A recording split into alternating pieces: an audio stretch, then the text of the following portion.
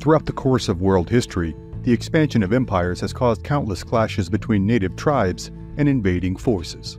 Tonight, join History at the OK Corral as we explore 7 stories from history in which native tribes fought back against expanding empires. Don't forget to subscribe, hit the like button, and share this episode with a fellow history lover. And now, on to tonight's episode.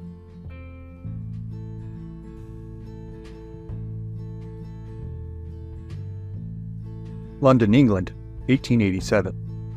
William Jones sits backstage under a large tent, surrounded by Lakota warriors and American cowboys, with the pungent smell of gathered livestock permeating the air. Every few minutes, he glances at a cordoned-off section of seats, as does everyone else in the building. The seats are reserved for Queen Victoria.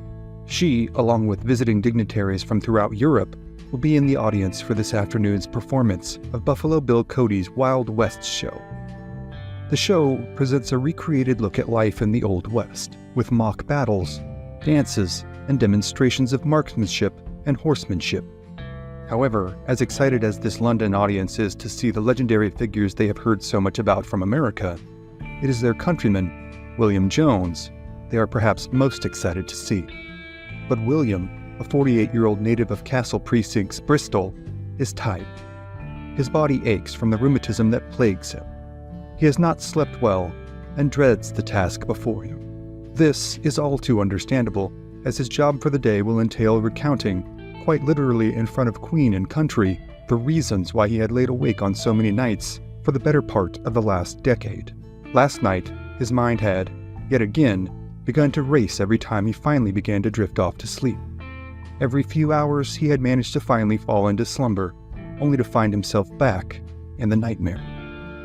The screams, the smoke, the gunfire, the pure, primal fear, it all came flooding back, jolting him awake and rendering him progressively more irritable and confused with every passing hour. Now, as Queen Victoria is shown to her seat, the torrent of emotions floods back into William's mind again. What is he doing here?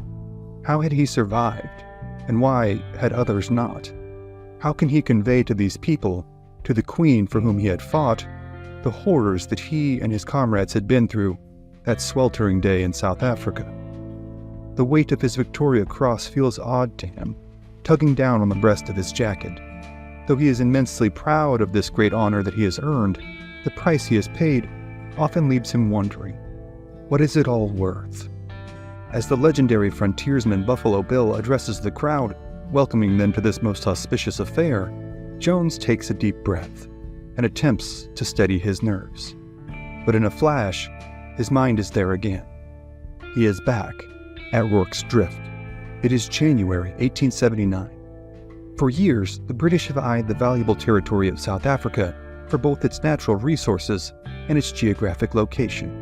Diamonds had been discovered in 1867 near the Vaal River, sparking an even greater interest in the territory, especially amongst the local British officials. The ostensible plan, put forward by the notable and notorious Lord Carnarvon, is to institute a white ruling minority that will rule over a native black majority who will provide the workforce to operate British sugar plantations and diamond mining operations.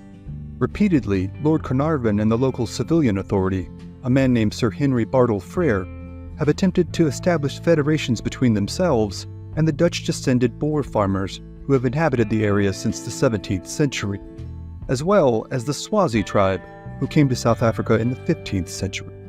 However, the valuable territory, replete with natural resources and grandiose beauty, was already under the control of another powerful, militaristic empire, the Zulu. The Zulu had risen to prominence in the early 19th century, sweeping down from the west of Africa under the revolutionary leadership of Shaka Zulu, the legendary chieftain and warlord.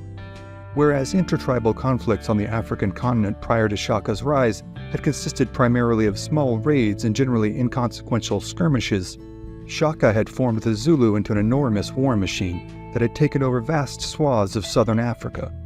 Under his leadership, the Zulu were molded into a warrior society whose structure and culture more closely resembled the Spartans of ancient Greece than it did any of their African contemporaries.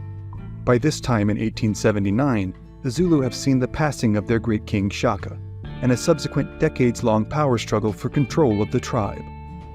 Zulu society focuses almost exclusively on warfare, and a young man's advancement in their society is almost entirely dependent on his martial prowess.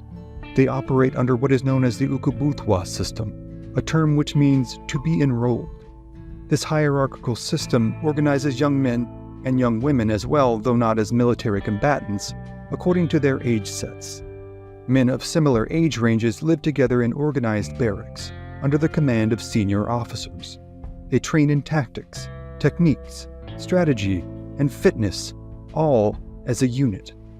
The highly organized tactics of the Zulu require not only great numbers of soldiers to execute them, but repetitive and consistent drilling, focusing on even the most granular aspects of movement, communication, and combatives. Zulu weaponry consists of weapons that would, in many ways, seem familiar to a Roman legionnaire. Each Zulu warrior is equipped with a thick cowhide shield emblazoned with black and white designs. While accounts of Zulu shield-stopping bullets are, at best, highly exaggerated, they do provide a notable measure of defensive cover and an offensive option for bracing and pummeling an opponent. Behind their shield, a Zulu warrior carries at least one longer spear for throwing, as well as stabbing, known as an assegai. Oftentimes they carry knob-headed clubs, known as knob carries, made to crash down upon enemy skulls. They also carry another Shaka innovation, a shorter spear, made for close-range stabbing from behind their shields. It is known as an ikwa, named after the sound it makes when withdrawn from an enemy's body. But however revolutionary Shaka may have been in implementing new weaponry and organization, it is his strategic and tactical prowess that had managed to expand his empire at an unprecedented rate. Zulu war formations might, too, have been well familiar to a Roman legionary fighting in the wilds of Gaul nearly 2 millennia prior. Where their opponents' tactics were largely valiant, haphazard attacks, the Zulu are organized in stratified and well-drilled ranks, each positioned on the battlefield according to their age and experience. Each regiment of Zulu warriors is under the command of an officer in charge, distinguished by specific designs on his shield. Experienced and decorated soldiers might carry white shields, in effect distinguishing them as non-commissioned officers. Under Shaka's guidance, the Zulu have become masters of adapting a centuries-old hunting technique known as the horns of the buffalo, in which the main force of warriors holds the middle ground of a battlefield, then feigns retreat, allowing the enemy to advance as Zulu forces to the left and to the right quickly flank their positions and encircle them. Once caught in this trap, destruction is often all but certain. Using these tactics, the Zulu have wrought havoc on all who have opposed them throughout the majority of the 1800s. However, at times when this tactic is not practical, or even more desperate measures are called for, the Zulu are known to put forth unrelenting human waves of head-on charges designed to inflict maximum damage and buy time for retreating forces. By 1879, they are the dominant power throughout the entirety of southeastern Africa. And, in point of fact, as far as most in the British government are concerned, this is fine by them. By this time in the 19th century, Britain is finding itself increasingly overburdened by the enormity of its empire, and is loath to take on the responsibility of overtaking, colonizing, and then governing another remote locale on the planet that the vast majority of its citizens could not find on a map. The British are already ensnared in the Second Anglo-Afghan War, which will last until 1880.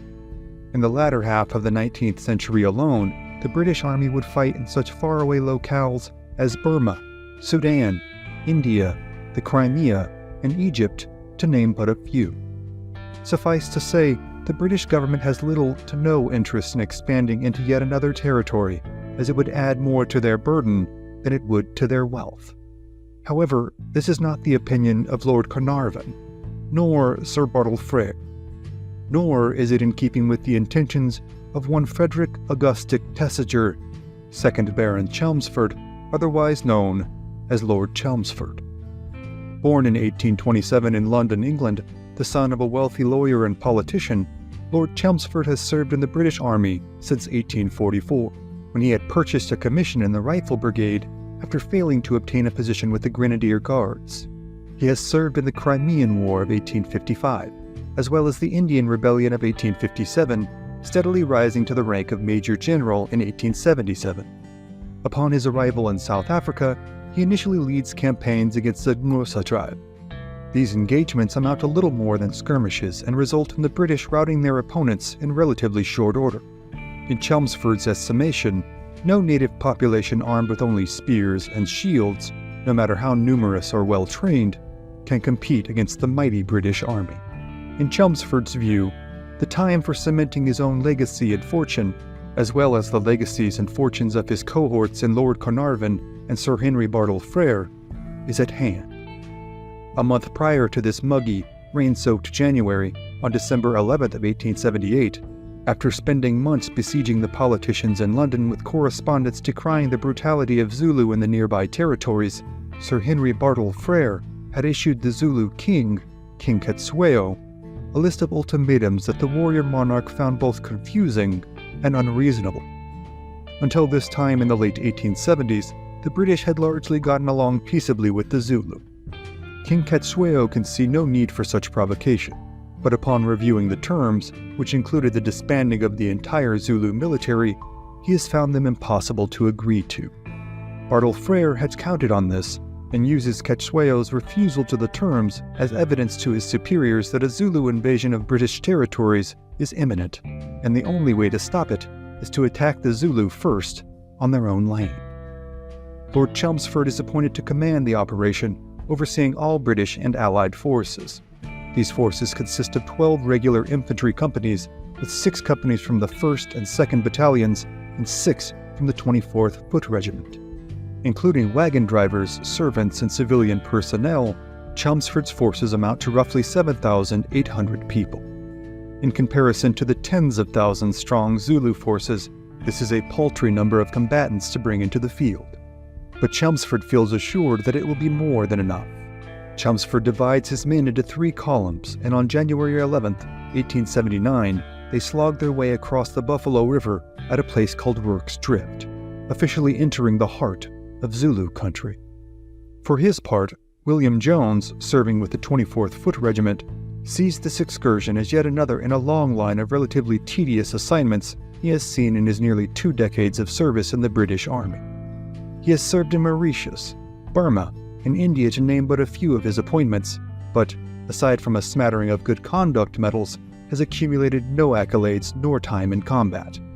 He had enlisted in Birmingham in 1858, married his wife Elizabeth on the 25th of May, 1875, and the couple had a son named William. Sadly, though, his wife had died the previous year, and Jones had sent his young son back to England to be cared for by his in-laws until his latest term of service with the Army was complete. Though he is certainly not under the impression that this is an entirely safe, carefree mission, Jones, along with most of the men in the 24th Foot Regiment, are expecting to see little in the way of resistance from the Zulu. Though strained under the aforementioned burdens of supporting a worldwide empire, the British Army is, for all intents and purposes, the dominant military power in the world at this point in time. They are not only largely experienced and universally well-trained, but equipped with some of the most advanced weaponry on the planet at the time in the way of their service rifles and artillery. Each British soldier, clad in their trademark red coats and white helmets, carries the 5.77/450 caliber Martini Henry rifle, with an effective firing range of 400 yards and a rate of fire of up to 12 rounds a minute. The breech-loading single-shot lever-action rifle possessed a mighty recoil and devastating firepower. Each soldier is also equipped with the pattern 1876 Martini Henry socket bayonet, which, when affixed to the end of the Martini Henry rifle, renders their firearms a comparable stabbing threat to that of the Zulu Ikwa. Before crossing the Buffalo River, Major General Chelmsford had split the force into 3 columns. The 2 main columns consist of British troops, with Column 1 being the less experienced troops and Column 3 being the more seasoned soldiers. The smaller column number 2 consists of native African troops and cavalry. Though he is a veteran soldier, William Jones finds himself assigned to the first column with troops who are mostly in their 20s. This column is left at RORKE'S Drift, a local trading post and Lutheran mission, under the command of Lieutenant John Chard of the Royal Engineers and Lieutenant Gonville Brumhead of the 24th Foot Regiment, two much beloved but underwhelming officers.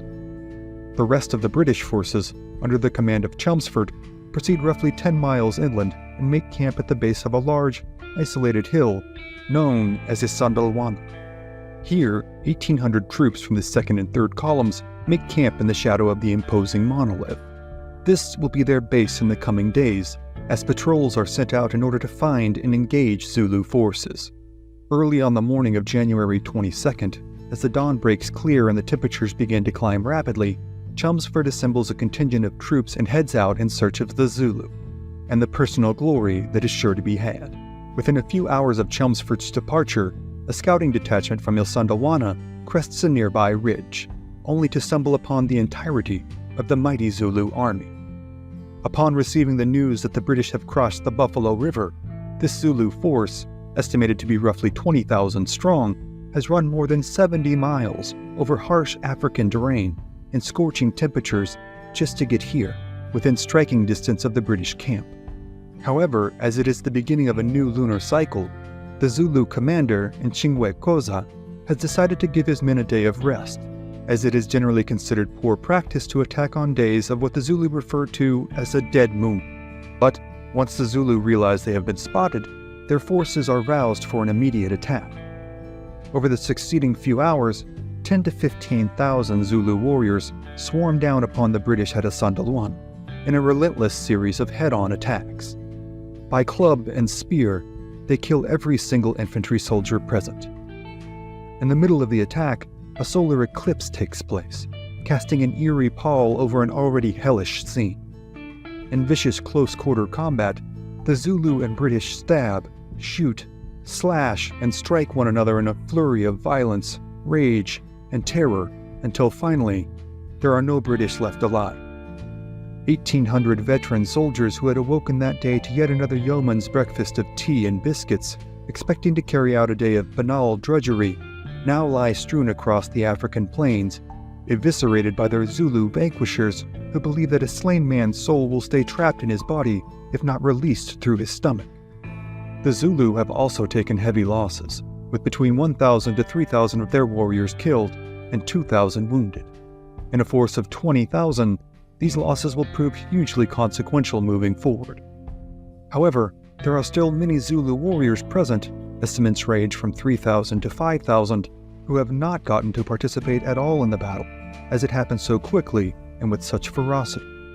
These men, still spoiling for a fight, now turn their attention towards the smaller British encampment at RORKE'S Drift.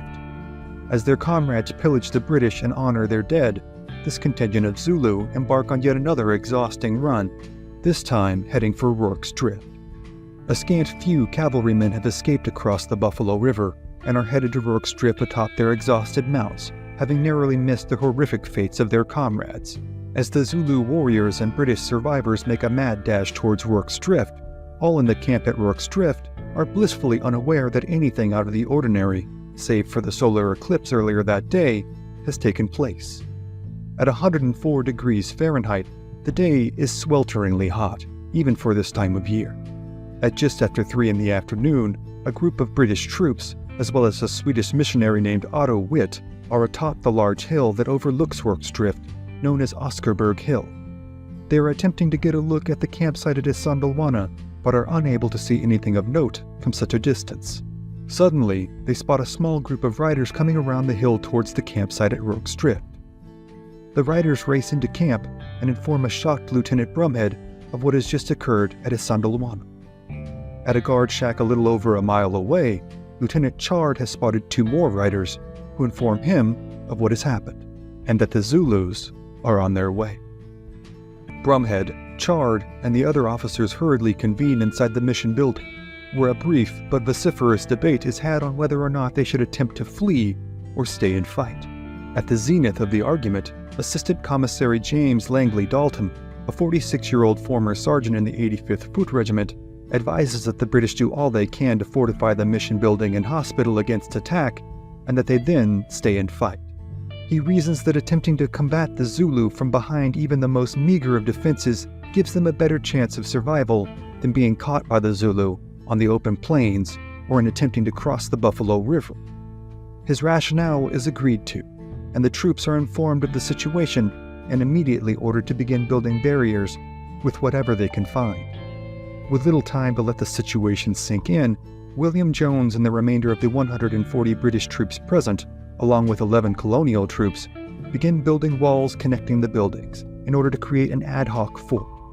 50-pound boxes of biscuits and 100-pound boxes of cornmeal, staple rations for the British Army, are stacked up upon each other, with the urgency and anxiety of the men building just as rapidly as their fortification. Soon, the mission building and hospital have been connected by one wall on the south side, with another wall building a longer perimeter along the north side, with another wall cutting the courtyard in the middle in two. This would serve as a fallback position should the Zulu overwhelm the first wall. Otto Witt, the Swedish missionary, now takes his lead, making a dash back to tend to his family at another trading post 30 miles away. Just after 4 p.m., a Lieutenant Henderson and 100 cavalrymen arrive from Isandlwana. They are asked by Lieutenant Char to ride out towards the oncoming Zulu and do all that they can to slow them down. Lieutenant Henderson and his men, thoroughly traumatized from the events only hours before at Isandlwana, do their best to oblige. They ride out, but are soon seen hurrying back towards the fort. They have spotted the Zulu warriors, thousands strong, swarming now towards the small haphazard fortifications of RORKE'S Drift, and they have decided that they can take no more. With their nerves sufficiently frazzled, the cavalrymen make a mad dash past the men now ensconced behind the walls at RORKE'S Drift, hoping to save their own lives. Though no recourse is taken on the cavalrymen, a group of native Natal South African soldiers also begins to flee. Caught up in the confusion, a young corporal named William Anderson, 2nd Battalion, 3rd Regiment of the native Natal contingent, begins to run. Suddenly, the retort of a Martini Henry rings out, and gunsmoke fills the thick, heavy air. At the same instant, the young corporal falls dead, only a few dozen yards away from the walls. In later examination, it is unclear whether Corporal Anderson was indeed abandoning his post or simply confused by the retreat of those around him. Either way, his death will be the first that the British forces at RORKE'S Drift will suffer that day. It will certainly, however, not be the last. Minutes after Corporal Anderson breathes his last, a chilling sound can be heard. The haunting, rhythmic, bellicose chants of the Zulu draw nearer and nearer. The 3,000 to 5,000 glory-hungry, indignant, highly trained and experienced Zulu warriors from Isandlwana have arrived, and they have come with the sole intention of wiping out every single British soldier and citizen there, securing themselves the glory they had earlier been denied. At first, the Zulu pepper the British compound with gunfire from Oscarburg Hill. The Zulu are thought to have either acquired muskets from traders or taken the British's own Martini Henrys from the vanquished soldiers at Isandlwana. Though exactly how the Zulu acquired the firearms and which firearms they are will become a matter of some contention, the results for the men now fighting for their lives at RORKE'S Drift are the same, as several fall from gunshot wounds. As soon as the fire from the hilltop begins to wither around 4:30 p.m., the first Zulu attack sweeps around the south of the compound and makes a direct assault on the low wall in front of the hospital. Inside of the hospital are several men too sick to be moved, as well as the soldiers assigned to protect the building with gunfire through freshly cut gun holes in the mud brick walls. Among these soldiers is Private William Jones. He, as well as Corporal William Wilson Allen, Privates Cole, Dunbar, Hitch, Horrigan, John Williams, Joseph Williams, Alfred Hook, and Robert Jones have been assigned to defend the hospital and the men within it. The hospital building, however, presents a daunting prospect to defend, as 3 of its rooms are disconnected from the main room of the building. These rooms have only one door leading in and out of the room itself. Inside of these rooms, now struggling to steady his nerves along with the rest of his comrades, is William Jones. He and the rest of the men inside know that, should the Zulu break through the barricade and assault the hospital building directly, they will be trapped. But there is no time left to address this now, as the Zulu attack is on. The British received the first attack by firing upon the charging warriors first at about 600 yards, mostly to little effect. However, the successive volleys, as the Zulu advanced nearer and nearer, chanting loudly and swinging their shields rhythmically, are more effective. Many Zulu fall, but the charge carries on until they are within 50 yards of the low barricade. Then the Zulu fall back to reorganize for another attack. Within minutes, that attack comes, and then another. Again and again, the Zulu assault the low wall on the north side, with several attacks reaching the wall and resulting in brutal hand-to-hand combat as the defenders desperately fought to hold their ground from behind their makeshift barriers. Finally, at around 6 p.m., Lieutenant Chard pulls his men off the north wall, as the losses being inflicted are too heavy to continue its defense. This saves the majority of his troops, but leaves the men in the isolated rooms trapped, as their only route of escape is now blocked by thousands of Zulu warriors bearing down upon them. The attacks continue on relentlessly, with the greatest ferocity focused on the trapped and vulnerable men in the isolated rooms.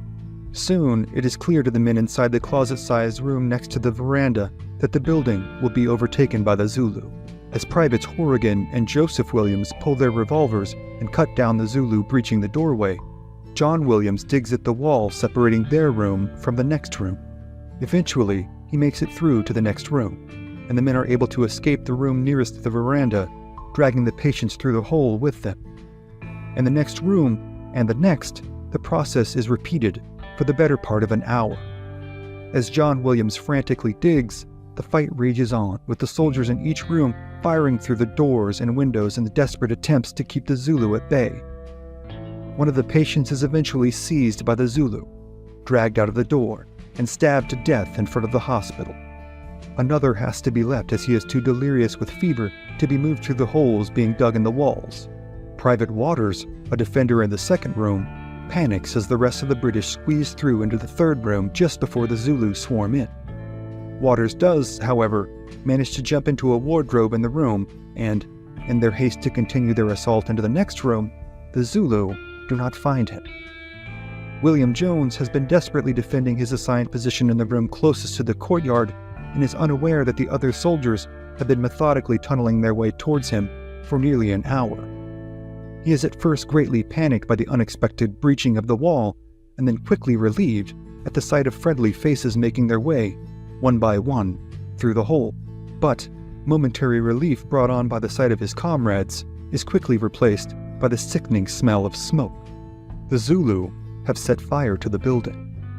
The only means of escape now is for the defenders and patients, many of whom are gravely ill or wounded by this point, to make a 6-foot drop out of the window of the third room into the courtyard between the hospital and the mission building where the rest of the British force is ensconced.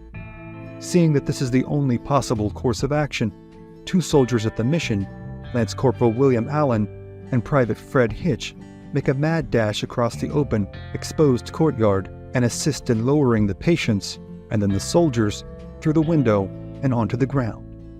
William Jones is one of the last defenders in the hospital, resolutely firing upon the Zulu attackers until the barrel of his rifle is so hot he has to wrap it in his red tunic in order to continue shooting. As smoke fills the room and the Zulu begin to breach the door, Williams finally drops through the window and into the courtyard, where he, Lance Corporal Allen, and Private Hitch make their way across the deadly 50 yards separating the buildings, now fully illuminated by the light of the burning hospital.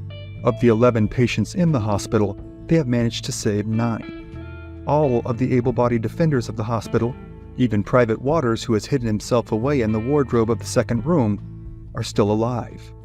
But their fight is not over. For the remainder of the night, attack after attack pours down upon the troops at the compound.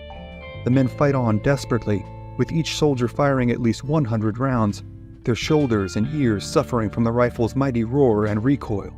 However, their accuracy is now aided by the light of the flames coming from the hospital roof. The Zulu make desperate, courageous charge after charge, but more and more are cut down by British rifle fire as the night wears on. Finally, just as dawn breaks, the Zulu attacks begin to slow, then cease altogether. The Zulu commander present, Prince Dabulamanzi Kampande, has breached the orders of his brother, the Zulu King Katsueo, who has approved the attack of the Sandalwana, but not this additional attack on RORKE'S Drift.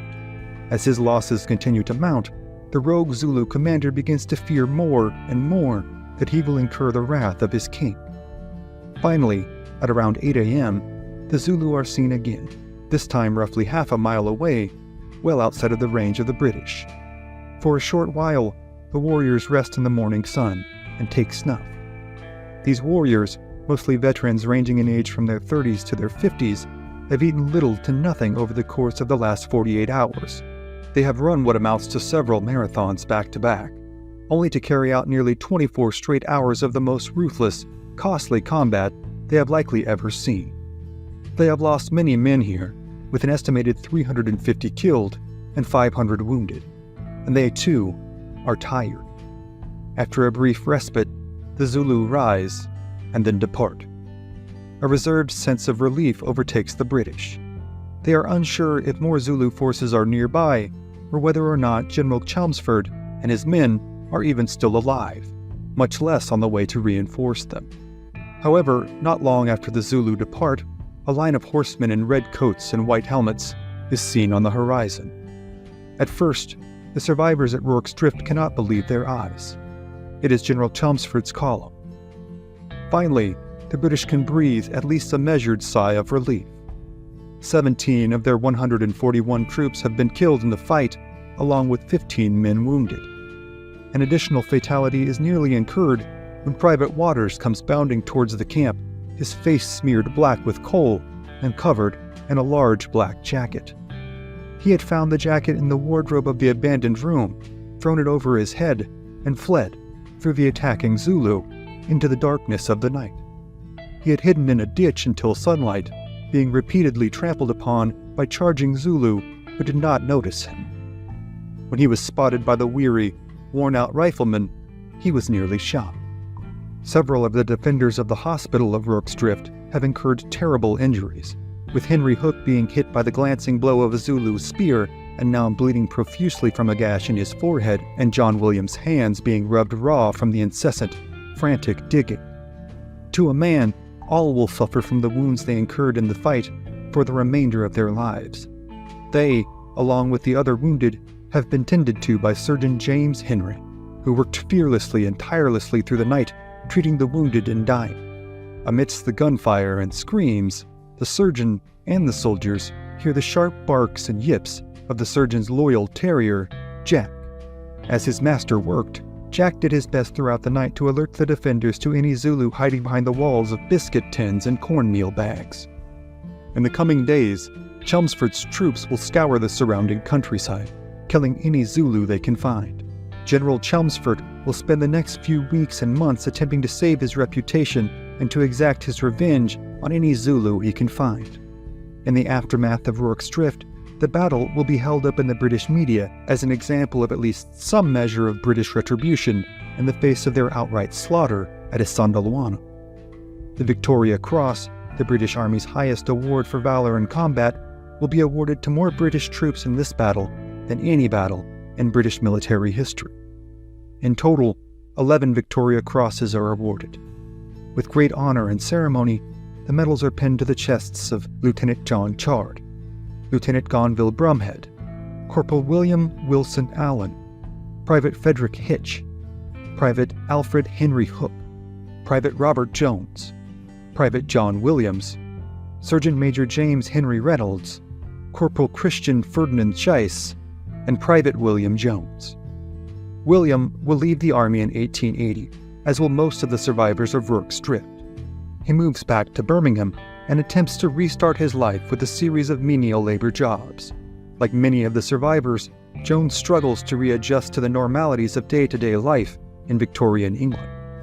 He was unable to establish himself in a career and has thus, in 1887, signed on with Buffalo Bill Cody's Wild West show as they make their tour through Europe. Now, here in Earl's Court amidst the clamor and clatter backstage, he snaps out of the memory he has relived so many times and steels his resolve for another performance. He clears his head as best he can and does his best to forget the pain of his rheumatism, another after effect of his time spent in the rain-soaked, sun-scorched misery of Rourke's Drift. His job is to give his account of that terrible day, as well as a general retrospective on the Anglo-Zulu War. Each time he does, his nostrils fill with the smell of the bodies that had been left to burn in the hospital. But he carries on. William gives his account for the crowd, including the Queen, as he will do time and again for crowds throughout Europe in the coming months. But the funds from these performances will last but a short time, and he will continue to struggle financially. He will be forced to pawn his Victoria's Cross in 1910 and is admitted to a workhouse, an institution for those unable to care for themselves, in Manchester. Many nights he wakes in a panic and attempts to charge out of the building, believing that he is back in RORKE'S drift and that the Zulus are attacking. He will pass away on April 15, 1913, and be buried in a pauper's grave in Phillips Park Cemetery in Manchester. Though he would finally receive a proper gravestone in 2007 after a 4-year public campaign, his unfortunate ending is, tragically, not at all unique amongst the survivors of RORKE'S drift. The fight that saved their lives, in many cases, also permanently scarred them, physically and psychologically, as it likely did their Zulu enemies, who fought just as hard and suffered greatly. But the battle at RORKE'S drift would not only go on to shape the lives of its participants, but to shape the public view of the British involvement in Africa. The expansion of their territory there, as well as the conquering of the Zulu, would quickly come to be seen as an empirical necessity for the British. The Anglo-Zulu War, as it would come to be known, will go on to be regarded as one of the most seminal campaigns in British military history. By midsummer of 1879, the Zulu Empire would be soundly routed by the British after several costly battles. But the stories of those battles, as well as the countless stories of heroism and brutality on both sides, are other stories for other times. Whangaroa Bay, New Zealand, December 1809. On the decks of the HMS Boyd, a 394-ton brigantine sailing under the flag of the mighty British Empire, the son of a Maori chief eyes the shorelines that he has waited too long to see. His name is Tiara. He is a proud Maori, a member of the powerful and fearsome people who have ruled over the mainland of New Zealand since their arrival sometime between 1320 and 1350. They had originated in the Isles of East Polynesia and made their way to New Zealand via decades of expeditious canoe travel, moving further and further west on weeks or months-long journeys. The Maori had first seen European contact when the Dutch explorer Abel Tasman had reached their shores in 1642. He had been promptly chased out of the bay by Maori war canoes, blowing war trumpets that he noted to sound like the war bugles of the Moors. Tasman would name the bay Murderer's Bay and never return. It would be 127 years until the Englishman Captain James Cook arrived in Poverty Bay during October of 1769. Tiara has spent the last year on board British vessels on an exchange trip of sorts that saw him travel thousands of miles throughout the South Pacific. He had found his way onto the Boyd as it had departed New South Wales, headed to New Zealand with 70 passengers on board. The HMS Boyd had traveled from England to bring a group of convicts to the penal colony in New South Wales. With the advent of Admiral Arthur Phillip's establishment of the colony, where prisoners were set to work in manual labor, provided a free workforce to build Britain's ever-expanding empire. The Boyd had left New South Wales in October of 1809, with the intention of bringing back a profitable load of kauri lumber from the giant kauri trees that grew on the northern parts of New Zealand's northernmost islands. Tiara had intended the trip to be relatively uneventful. He thought he would simply hitch a ride with the HMS Boyd back to the island of New Zealand. But this was still a formidable journey of well over 1,000 miles. And, almost from the time they had left port in Australia, he and the captain of the HMS Boyd, a man named John Thompson, had been considerably at odds. The reason for this varies with different accounts. One account relays that Tiara had been unwilling to assist in the duties of the ship expected of all crew and passengers. According to this version, he saw such menial tasks as beneath his dignity as the son of a Maori chieftain. Another account states that the young man was framed by the disgruntled chef of the Boyd, who had thrown some silverware overboard and then blamed Tiara for its disappearance. Either way, the punishment doled out by Captain Thompson had been both swift and harsh. At the captain's orders, Tiara was tied to a capstan, deprived of food, and whipped with a cat o' nine tails. Though the captain was technically within his rights under British naval law to enforce discipline and justice by any means necessary, subjecting the son of a Maori chief to such treatment without consideration of the larger socio-political ramifications would prove to be a very poor decision. Before the whipping was finished and the young man was untied from the capstan, he had already made a vow within himself to exact his revenge on not only the captain, but virtually the entire crew. They would pay dearly, he decided, for their insolence. He had, however, initially feigned remorse and reform. In the intervening few weeks since this day in December, and being subject to the torments of the Caddo Ninetails, Tayara had not only obeyed the captain's orders dutifully, but had managed to gain his trust and convince him that a detour to Whangaroa Bay would net him far more of the valuable kauri timber he had come to New Zealand to procure. In agreeing to do so, Captain Thompson had sealed the fates of all on board. Now, as the Boyd pulls into the picturesque waters of Whangaroa Bay, Tayara feels a sense of elation as he is not only so close to seeing friends and family again, but to exacting retribution for his mistreatment. Now, as the Boyd sits anchored not far from the shoreline in Whangaroa Bay, Captain Thompson and the crew take in their surroundings with equal parts awe and apprehension.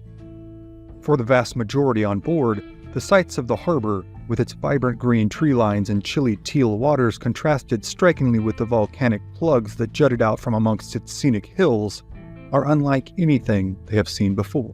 As they take in the grandeur of his homeland, Tayara seizes his opportunity.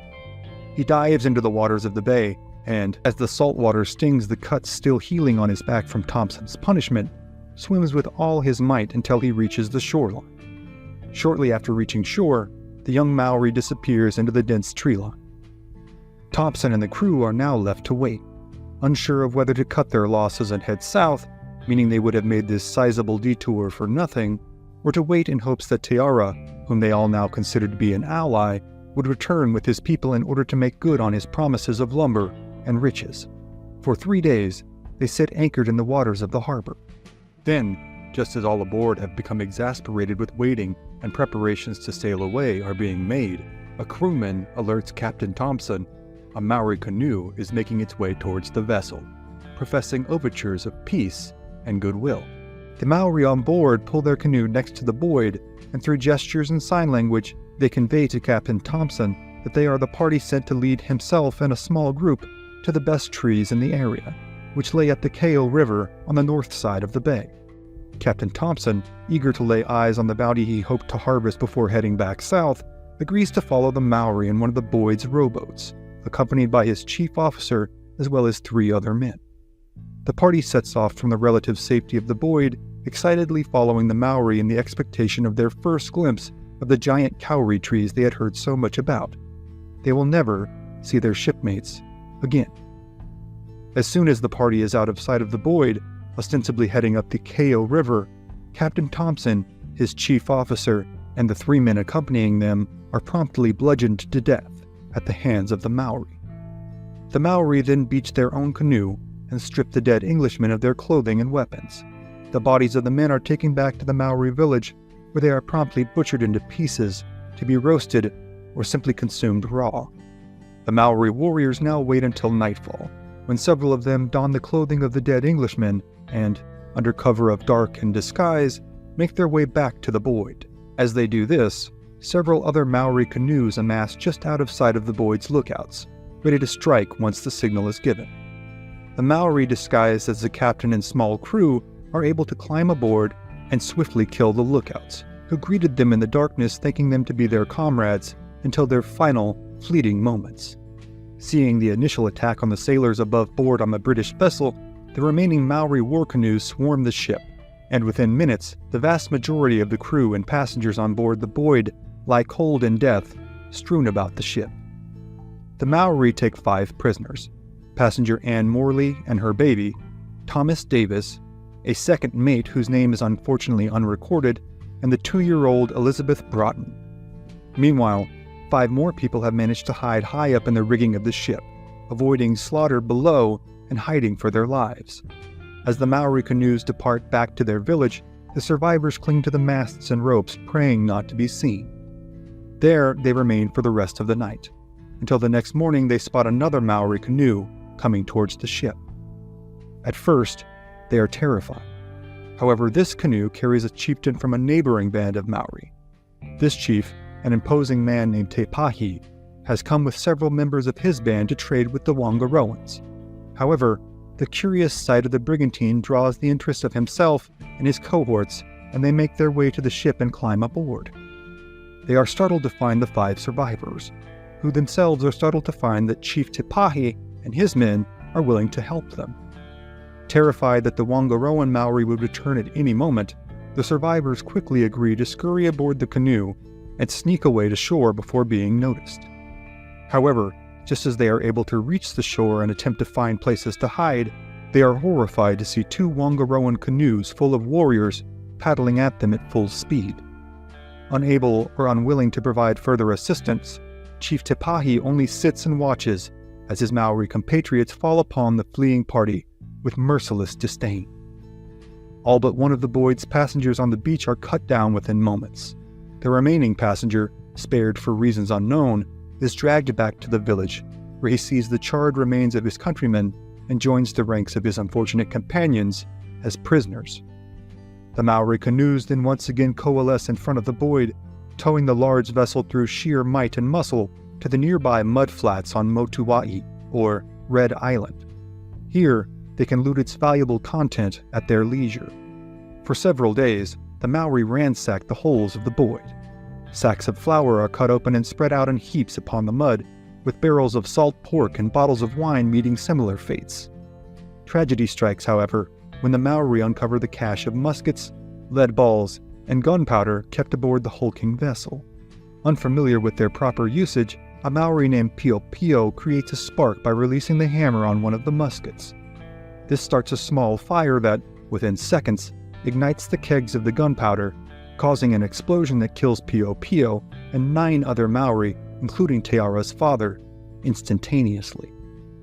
The fire then spreads to the reserves of whale oil, which causes the hull of the ship that had not already been destroyed by the explosion to go up in flames. Over the next several hours, the Boyd is consumed by fire and reduced to a skeleton. It is subsequently declared tapu or prohibited, and none of the Maori venture near it again.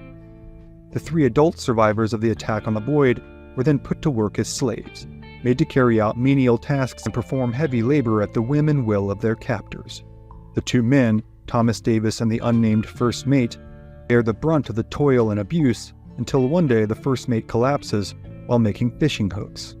He is promptly done in by Maori war clubs, butchered, and eaten.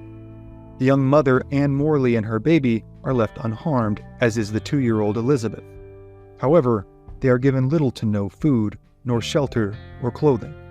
For 3 weeks, the terrified survivors of the Boyd spend every waking moment unsure if it might be their last. Meanwhile, word begins to trickle from Maori village to Maori village, and news of what has happened to the Boyd eventually reaches the European settlements further south. The news reaches the Bay of Islands, where a whaling ship named the City of Edinburgh has come to port. The ship is captained by enterprising Scotsman Alexander Barry. Captain Barry organizes a rescue party, with the intention of returning the captives alive by any means necessary. For days, the City of Edinburgh tears northward up the New Zealand coastline, pulling into any conspicuous bays in search of Maori villages. They are not long in finding their first village, which they quickly set upon and capture several members of. For the heavily armed and highly aggressive party, this is a relatively quick task. However, this band of Maori are the southern neighbors of the Wangaroans, the same band who had sought to help the survivors escape. With no way of knowing this, Captain Barry and his cohorts see them as necessary collateral in accomplishing their task at hand. The next day, the City of Edinburgh makes its way into Wangaroa Bay. The crews soon spot the hulking, burned-out remains of the Boyd scuttled in the mudflats. They follow the Kao River and sweep down upon the Wangaroan Maori, capturing a number of them before retreating to the relative safety of their ship. Here, with a sufficient number of hostages now secured, Captain Barry begins his hard-edged negotiations for the return of the survivors. He informs the captured Maori that he will kill them to a man and destroy their village should his countrymen not be returned. This strong-arm tactic works, as the Maori are wholly unwilling to lose the lives of their own in order to hold on to a few prisoners who could provide little and required much. all 4 remaining members of the attack on the Boyd, Anne Borley, her infant daughter, Thomas Davis, and the toddler Elizabeth Broughton, are brought on board the city of Edinburgh. Though all are emaciated and traumatized, they are otherwise unharmed. But Captain Barry is not yet satisfied with the terms of release, and informs the Maori on board that they will be brought back to New South Wales to stand trial for their crimes should they not return the Boyd's journals and logs. This request, too, is expeditiously met. In a final, though fleeting attempt at an extra measure of retribution, Captain Barry insists the chiefs that he is releasing be stripped of their rank and any political or military power. This demand is agreed to, though even Barry knows it is highly unlikely it will actually be met in practice. The city of Edinburgh departs Whangaroa Bay, never to return. However, the plight of the survivors is not yet over. The ship makes its way to South America, stopping in Valparaiso, Chile for repairs, and eventually traveling to Lima, Peru. Here, the young mother Anne Borley passes away, and her daughter is placed in a Spanish home. The toddler Elizabeth Broughton is also adopted by a wealthy Spanish couple who had been unable to have their own children. Thomas Davis goes to work for Captain Barry, ultimately meeting his demise drowning while exploring the Shoalhaven River with Captain Barry in 1822. Back in New Zealand, the reverberations from the December 1809 massacre were still being felt the following spring. In March of 1810, sailors from the whaling ships Atalanta, Diana, Experiment, Perseverance, Speke, and New Zealander attacked the island of Motuapo in Waiaroa Bay. However, the village they attack is again part of the same band that had attempted to help the survivors. Chief Te Pahi, who had personally attempted to rescue the survivors, was wounded in the chest and neck during this attack. After fighting off the attack of the sailors, Te Pahi organizes the warriors he has remaining and recruits others from local bands to assist in attacking the Whangaroa. On or around April 28th of 1810, this group makes their attack on the Whangaroa village. The attack is ultimately repulsed, and Te Pahi is killed on the battlefield, the victim of a well-placed spear thrust. Though it had begun in 1807, the intertribal conflicts that would come to be known as the Musket Wars would intensify after the Boyd Massacre, as the residual effects of European contact would not only stoke the political flames between feuding Maori bands, but supply them with the means to ensure their enemies' destruction. From 1807 until 1837, as many as 3,000 battles are fought between Maori bands. This conflict would see up to 40,000 Maori killed and 30,000 placed into slavery or forced out of their native lands. But the countless stories of the Musket Wars, as well as the European expansion into both New Zealand and Australia, with its innumerable tales of tragedy and triumph, are, for tonight, other stories for other times.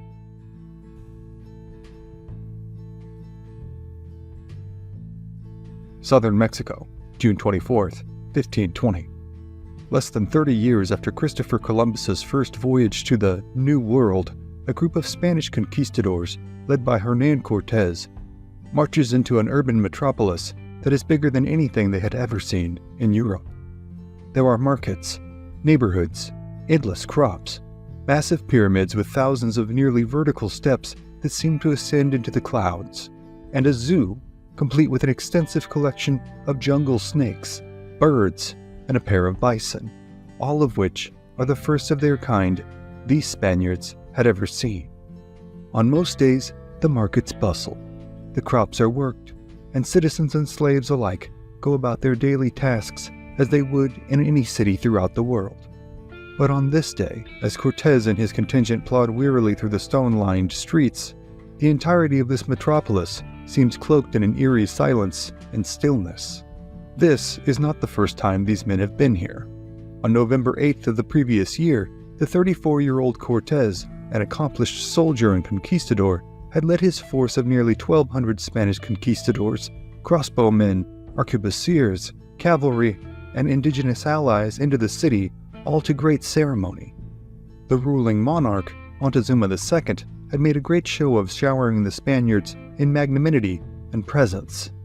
Viewed by his people as a sort of hybrid god-king, Montezuma had intended to awe the Spanish with great demonstrations of his power and opulence.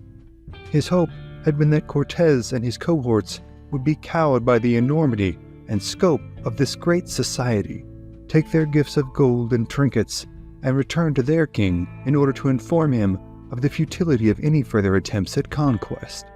Unfortunately for himself and his people, Montezuma had wildly underestimated the Spanish thirst for land and riches. He had, to be sure, heard plenty about these ironclad invaders who for months now had been trudging their way inland after sailing to the Yucatan Peninsula from Cuba. The Aztec had ruled the vast majority of southern and central Mexico for centuries by this point, after a rise to power that had come via much warfare, bloodshed, and conquest. They had begun as a wandering tribe of mercenaries who had constructed their mighty city, known as Tenochtitlan, upon the swampy edges of a vast lake. Through decades of dogged construction, expansion, and warfare, they had risen from poverty to prominence. They held their rivals and neighbors in states of perpetual apprehension via constant warring and raiding upon them. The Aztec viewed themselves as a chosen people whose gods had given them much and thus expected much in return. The Aztec worldview and society was based largely on their religious practices, and those practices were steeped in blood. Though they are ardent polytheists, it is their sacrifices to their patron god, Huitzilopochtli, god of sun and war. Without sufficient blood sacrifice, the Aztecs believed their crops would fail and their families would fall victim to pestilence and disease. Thus, the warfare they made upon neighboring tribes was conducted not with the express intent of killing, but of taking prisoners.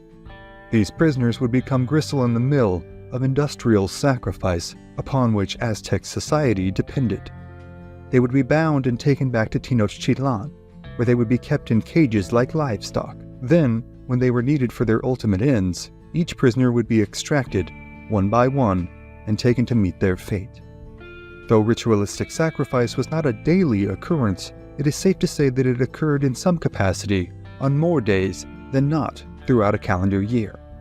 On these days, atop the largest pyramid structures in the Western Hemisphere, men, women, and children would be ceremonially adorned in paint and costume, then forcibly walked up the steep stairs, and bent face up over a large rock. Their arms and legs would then be held down by 4 priests, themselves adorned in gold, turquoise, and feathers. The high priest would then take an obsidian knife and plunge it into the victim's torso. The priest would extract the victim's vital organs and throw them onto a skillet sizzling nearby, in order to discern the intentions of the gods through the rising smoke and vapors. The Aztec believed that the more the victims were terrified and made to weep and wail, the more efficacious the sacrifice would be. This macabre, merciless scene would take place with such regularity that it necessitated a near constant state of warfare against neighboring tribes in order to provide a sufficient number of sacrificial victims. This need for sacrificial victims drove the rapid expansion of the Aztec Empire and crafted them into a formidable military, economic, and political force in rapid succession. They were unrivaled in their wealth and territory, real estate, and gold. This rise to power had, of course, come at the expense of the surrounding tribes, and fostered great resentment towards the Aztecs among their rivals. It was these neighboring tribes, already weakened under the yoke of Aztec rule, that had either thus far been trampled underfoot or submitted to terms as Cortez and his men swept inland from the coast on a quest for glory, gold, and, they believed, God. Among Cortez's ranks of grizzled soldiers and hardened crossbowmen were a number of Catholic priests. The Spanish, their politics being as indivisible from their theology as the Aztecs, considered the presence of Catholic priests to be a prerequisite on any campaign in the name of king and country. Thus, the Spanish viewed their expansion of territory and acquisition of riches as fundamentally inseparable from the expansion of their faith. The conversion of new souls to Christianity, whether by coercion or by force, was seen as a preeminent matter in any successful campaign. These newly conquered converts had, in many cases, beseeched Cortez and the Spanish to continue westward, where they would not only find great fortune in gold and treasures, but great numbers of souls to convert. Cortez saw this as an impassable opportunity to garner great riches for himself and his men, as well as curry great favor with not only the King of Spain, but the Pope. Thus, every gift of gold and jewels that Montezuma bestowed upon Cortez and his men only served to steel their resolve to take this great metropolis over in the name of their king, their country, and their God. And so, rather than taking their leave from the enormous, bustling city of Tenochtitlan with gifts in hand and heads bowed in awe, Cortez and his men placed Montezuma under arrest. For weeks, the ostensibly infallible God King had existed under a tacit house arrest, relaying messages and directives to his people and subordinates, even wandering around the city, but clearly no longer in charge. Even before the arrival of the Spanish, the internal workings of the Aztec hierarchy had been fraught with deceit, scandal, nepotism, and greed. Many of those serving under Montezuma felt that the ruler was not only unfit to serve his people, but actively leading them into disaster. Increasingly, Montezuma's own subjects began to disdain and mistrust him, and a pall of social and political unrest settled over the city of Tenochtitlan. In early May of 1520, intranational conflict called Cortez back to the coast to deal with an attempted usurpation by his rival Panfilo de Narvaez. Cortez left his close friend Pedro de Alvarado in charge of overseeing Montezuma in the city of Tenochtitlan. On May 20th, 1520, after hearing rumors of a plot to attack the Spanish during the festival of Toxcatl, Alvarado ordered what he claimed to be a preemptive attack on the Aztec. Thousands of unarmed civilians were cut down by Spanish swords and arrows, and several members of the Aztec royal court were put to death at the direct order of Alvarado. Following the attack and executions, the Aztec had relentlessly attacked the Spanish, who were forced to barricade themselves inside Montezuma's royal headquarters, the Palace of Huaxcatl. Now, over a month later, Cortez and his men make their way through the stark silence of the city streets unmolested. They arrive to find the palace in disrepair after incessant attacks, and their comrades mentally and physically exhausted. They are greeted as saviors by their comrades, who have all but resigned themselves to death, trapped here in the middle of the city with limited ammunition and vastly outnumbered. But the joviality and relief of the moment are quickly overshadowed by Cortez's rage towards his temporary replacement, Alvarado. He berates Alvarado for his cowardice and short-sightedness. Alvarado insists that had he not attacked the Aztecs first, the entire Spanish contingent, left behind by Cortez, would have been wiped out. But Cortez has received word while on his return trip from Montezuma himself via a letter snuck out of the city that the Aztecs had in fact gained permission from Alvarado before making their typical preparations for their festival. Had he solely intended to thwart their attack, suspending the festival preparations would have been a far more obvious and less costly option. Instead, Alvarado had attacked, and in the process damaged the trust of not only the Aztecs, but of the other surrounding tribes who were now rightfully dubious as to the sincerity of the Spaniards. Now, Cortez knows, a hornet's nest has been irreversibly stirred, and he and his men will have to deal with the immediate consequences. He is furious with Alvarado, proclaiming that, "I wish to God Montezuma had escaped, and I had never had to listen to this story." Cortez exercises no corporal punishment on Alvarado, only demoting him from second in command and replacing him with the more level-headed Gonzalo de Sandoval. Though the size of his force had dissuaded an initial attack from the Aztec, they are now essentially trapped inside the city. Their food is running low, and with the Aztec markets closed and the people hostile and unwilling to barter or trade, the prospect of running out of food and potable water is becoming more and more plausible by the minute. As the totality of his predicament becomes more and more apparent, Cortez's anger boils over towards Montezuma as well. He suspects the Aztec ruler of colluding with his rival Narvaez in secret correspondence, promising him great riches and power should he assist in ridding Tenochtitlan of his troublesome countrymen. Montezuma, who has spent the majority of his time shackled and despondent inside the palace walls as the citizens who once revered him now intermittently attack his palace and hurl insults at his overseers, is elated to see Cortez return. Through interpreters, he asks to meet with Cortez. This further enrages the already riled conquistador. "Meet with me? Why, the dog will not even keep the markets open," Cortez exclaims. Montezuma explains, pitifully, that he no longer wields the power he once did. The god emperor that had ruled over Tenochtitlan and the whole of the Aztec world, has, since Cortez's arrival, fallen to the internal disputes and external machinations of his people. But Cortez, however aware he might be of the validity of Montezuma's claims, refuses to listen. He insists that if Montezuma does not hold the necessary sway over his people, he should choose an underling whom he believes does, and that man will be sent out from the palace to convince his fellow Aztecs to reopen the marketplaces. Montezuma chooses his brother, Cuitlahuac, who is also being held prisoner in the palace. Cortez, in a decision he will later regret bitterly, agrees and sends Cuitlahuac out to placate the festering conflict. However, instead, Cuitlahuac sends word forth that the time to attack the Spanish is now, when they are weakened, tired, hungry, and trapped. He meets with the remaining political elite who had not been arrested or killed in Alvarado's attack, and an emergency council is held, officially nullifying Montezuma's power as ruler. Instead, Cuitlahuac is installed as the new ruler.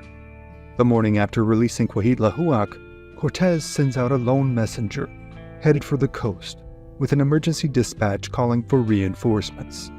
It is assumed that, with the streets empty, he will pass out of the city with ease and be on his way to call for assistance. However, in less than 30 minutes, the messenger rushes back through the gates of the palace, bearing fresh wounds from Aztec slings and arrows, and insisting that the city is crawling with amassing forces, readying to attack the palace. Cortez's guards, stationed at portholes around the palace's walls, soon confirm the messenger's chilling report. To their horror, a veritable cloud of Aztec warriors is now sweeping their way through the streets in full war regalia, with shields, obsidian clubs, and feathers gleaming brightly in the harsh Mexican summer sun. The more seasoned conquistadors among the men begin to deliberately prepare for what many assume will be their last fight. Many of the less experienced men who had been left behind under the command of Alvarado and endured the weeks of intermittent attacks and nightly torment and taunts from the Aztecs are now at their veritable breaking point. Hernan Cortez seems completely preoccupied in his own rage towards his subordinate commanders and towards Montezuma. He believes the ineptitude of Alvarado, coupled with the corruption of Montezuma and his cohorts, are to blame for his current predicament, and he is irate. Montezuma, the man who had once been treated as a divine being anywhere he strode throughout his kingdom, now sits dejectedly in a dingy corner of a back room. His wrists and ankles, once covered in the finest jewelry, now ache and chafe under the confines of his iron shackles. As his former subjects now amass in front of his once opulent palisade, Montezuma hangs his head in equal parts despair and resignation. He tells his captors that he no longer desires to live, and that they too will perish here, under the war clubs and arrows of his Aztec countrymen. He has accepted his fate, he says, and so must they. Cortez's rage, already white-hot, is only stoked further upon hearing Montezuma's pitiable calls to surrender to their fate. He barges into the room in which Montezuma is being held and storms up to the Aztec ruler, their faces only inches apart. Through gritted teeth, Cortez demands Montezuma walk out onto the exposed palace wall and order his people to stand down. They must, Cortez still believes, listen to their deified ruler. But Montezuma insists again that he no longer holds any consequential power amongst his people. He is, in fact, now a figure of great derision amongst the population of Tenochtitlan. Should the warriors now swarming outside catch sight of him, they will surely kill him, Montezuma insists. But Cortez will hear none of it. He orders 2 Spaniards to take Montezuma, forcibly, to the top of the wall facing the throngs of Aztec warriors, readying to make their attack on the palace. The 2 conquistadors pull Montezuma to his feet and march him out to the top of the wall. As they advance to the exposed position, arrows, stones, and spears fill the air, and they are only spared death by covering themselves with their heavy shields. Still arguing that this tactic was all but suicidal, Montezuma is dragged the final few steps to the top of the wall and ordered once again to address his people. Accounts vary on what happens next, with one version attesting to the fallen king's attempts at overtures of peace to his people. The other states that the disgraced ruler was not even given a chance to speak. In either case, Montezuma is, in short order, met with a hail of arrows and stones, at least 3 of which strike him in the head and chest. The Spaniards hurriedly reclose their ad hoc shield wall around his body and drag him back to the relative cover of a palace room. As Montezuma now lies mortally wounded, slipping in and out of consciousness, Cortez determines, in traditional conquistador fashion, to take the offensive and orders Diego de Ordaz and a few hundred men to charge out of the gates and take the fight to the Aztecs.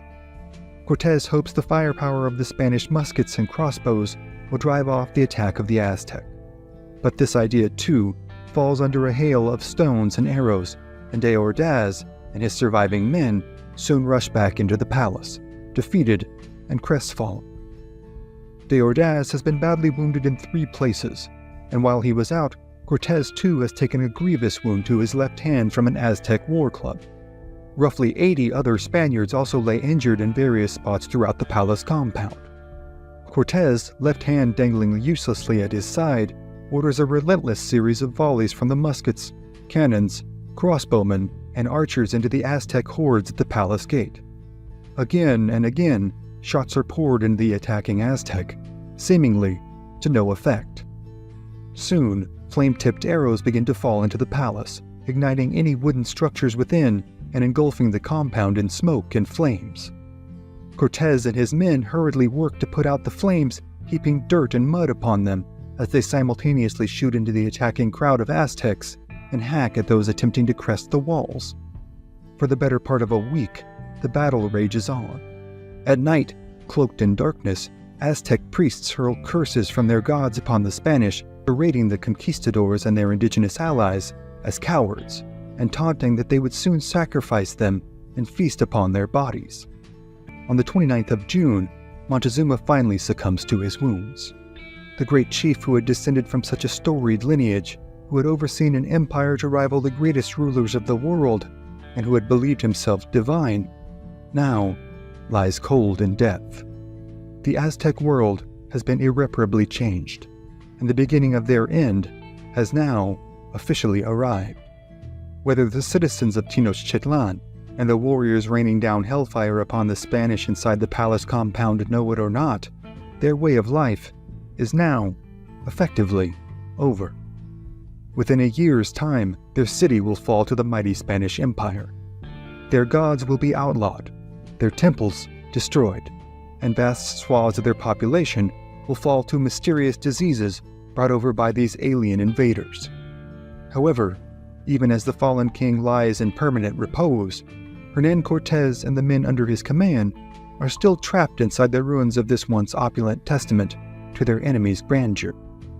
The story of their escape, as well as the subsequent takeover and pillaging of the once mighty metropolis, is one of the most brutal, jarring accounts of history in what Europeans would come to know as the New World. But the tale of Cortez's ultimate escape and revenge, as well as that of the Aztecs' macabre fall into destitution and despair, are, for tonight, other stories for other times.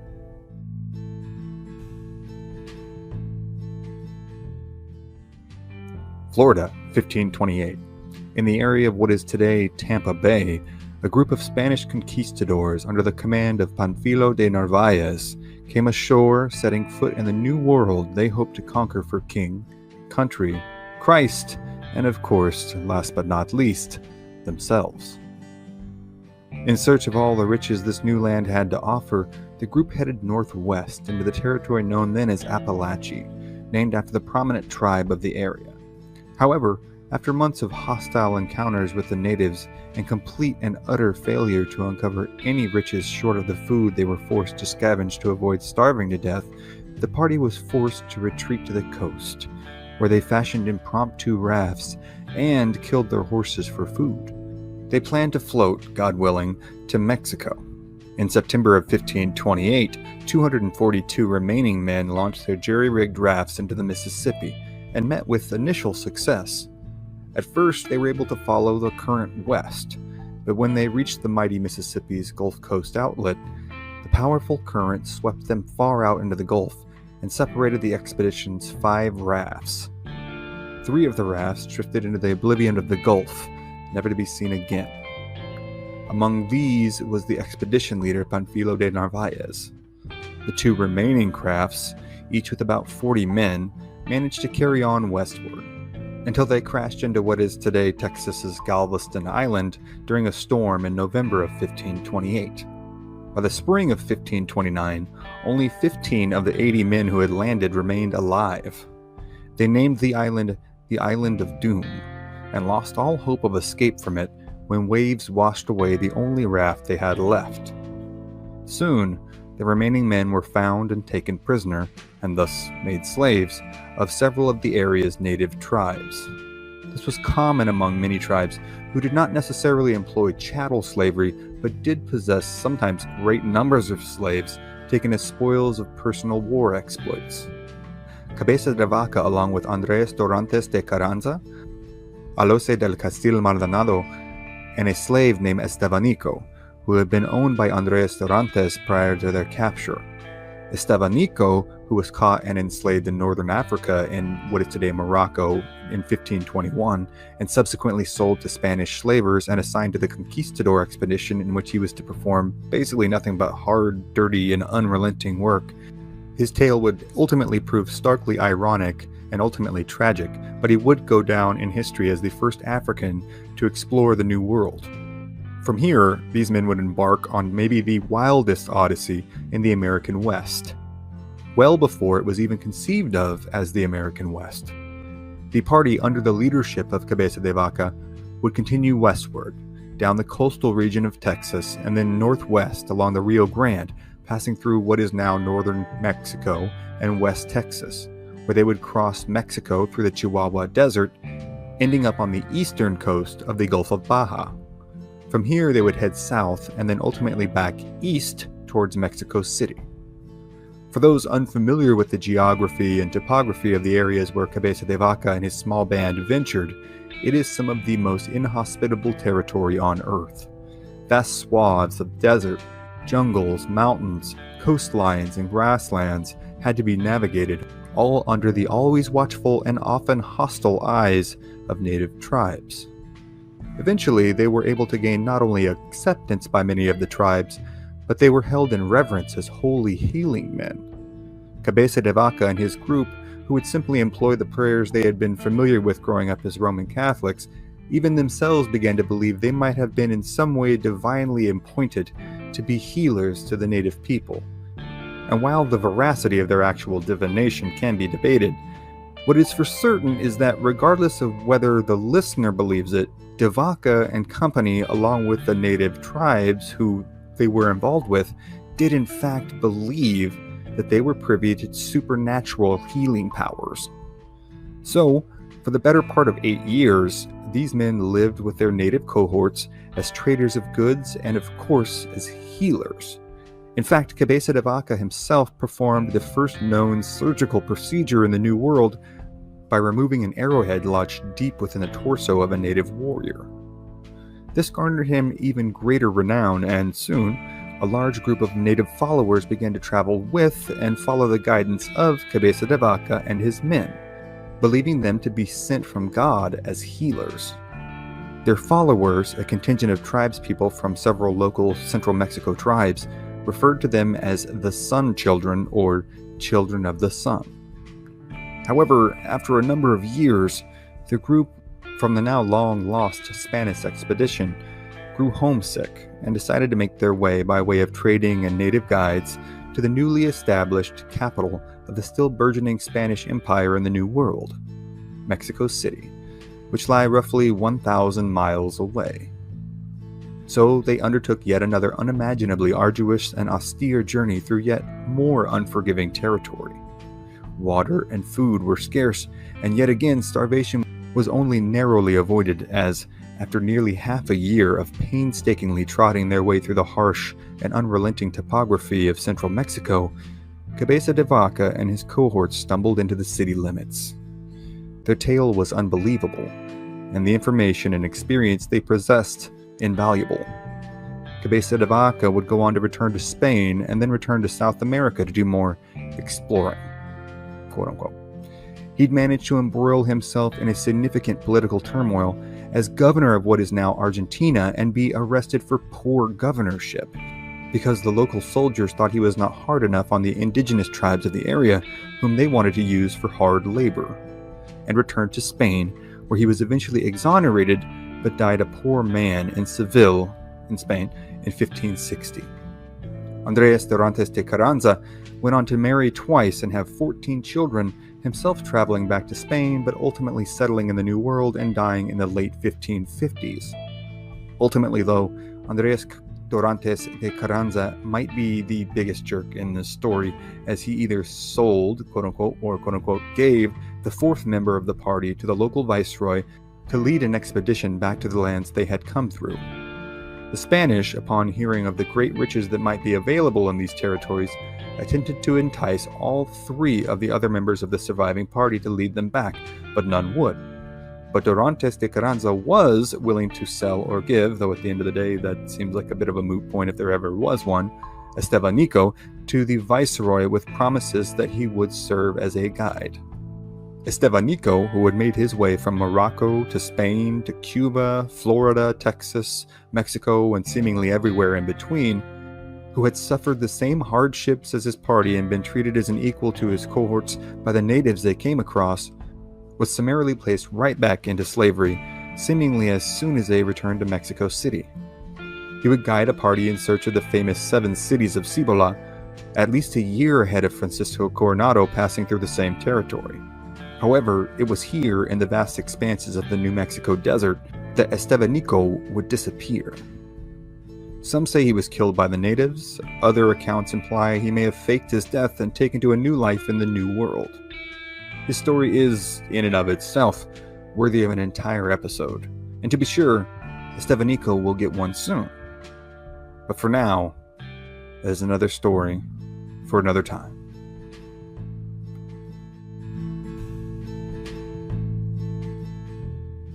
Southeastern Alaska, in what is today Sitka, Alaska, June 27, 1802.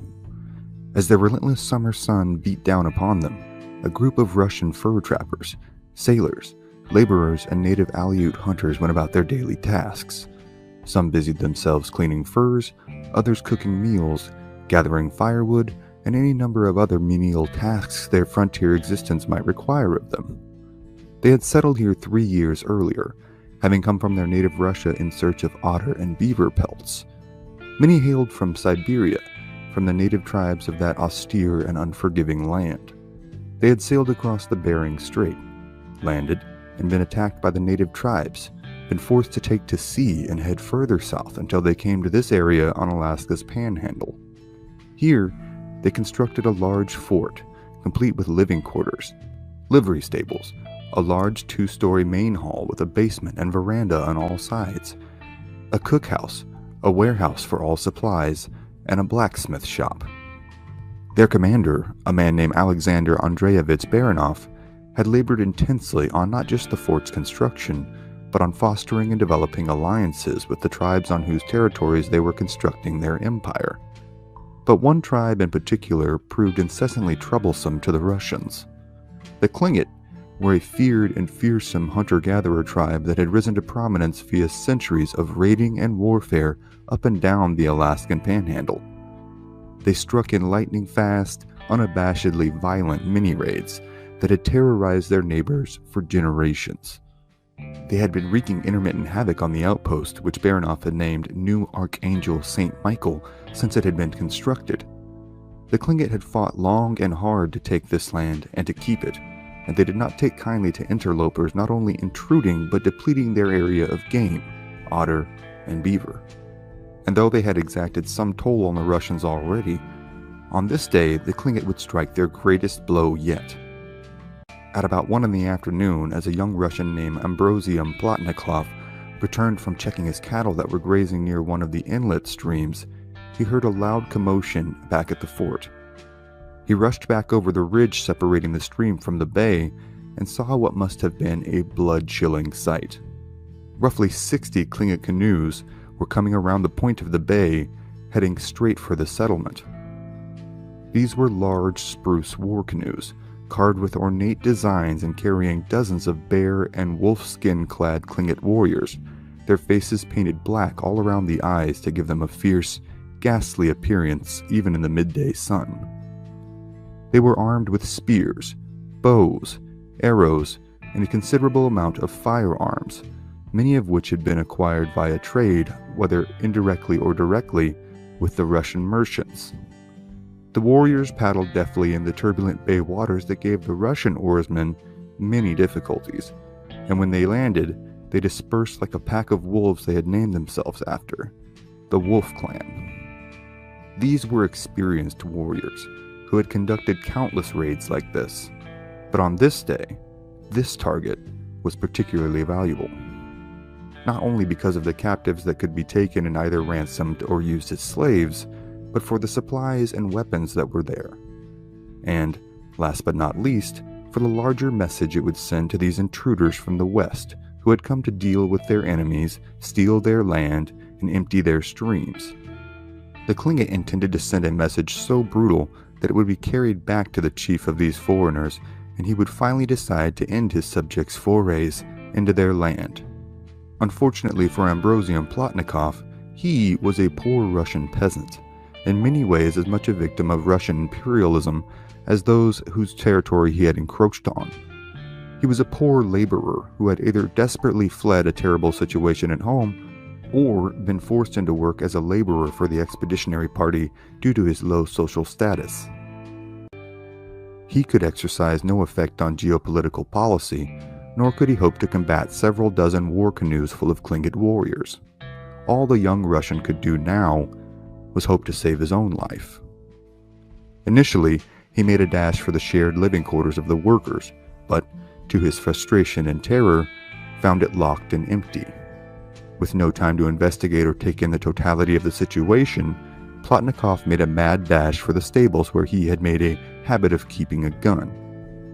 As Tlingit warriors began to swarm the village, their animal-shaped heads giving the illusion of wolves, ravens, and Kodiak bears rushing about the camp in a whirlwind slaughterhouse intent on exacting revenge on these unrepentant intruders, Plotnikov reached the stables and grabbed his weapon.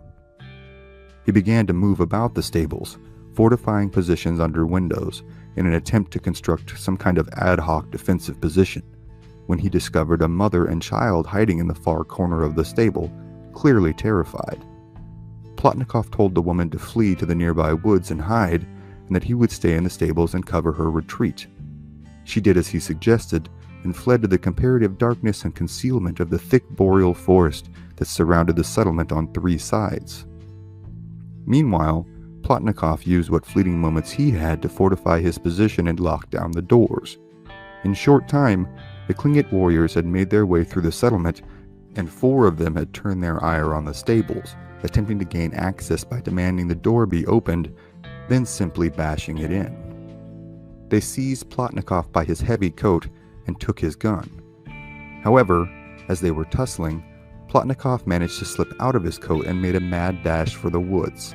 His pursuers quickly terminated their chase, seeing the bounty of supplies in the stables as more enticing than one additional Russian. After hiding for a few hours in the woods, all the while being tormented by the incessant screams of both his compatriots and the Tlingit, Plotnikov made a tentative return trip towards the settlement in hopes of gauging the damage done and trying to link up with other survivors. What he saw as he hid behind a ridgeline near the camp likely scarred the young man for the rest of his days. Out through the windows and carrying them to the canoes which had been brought for the purpose of taking them away. I saw one of our men jump through a window of one of the burning buildings, only to be picked up on the fighting knives of the savages and thrown back into the fire. I also saw them cut off another man's head and throw the headless body into the flames. However, Plotnikov was soon spotted by 2 Tlingit warriors, who chased after him in their animal headdresses and predator furs in what must have been a petrifying pursuit for the Russian.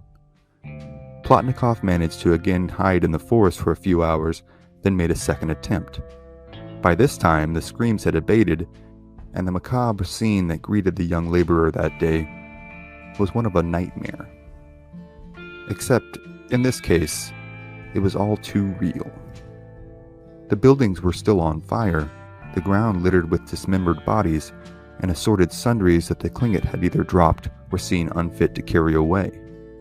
Plotnikov noticed some of the cattle he had been watering earlier that very afternoon milling about, and noticed that several had Klingit knives stuck in various spots about their bodies.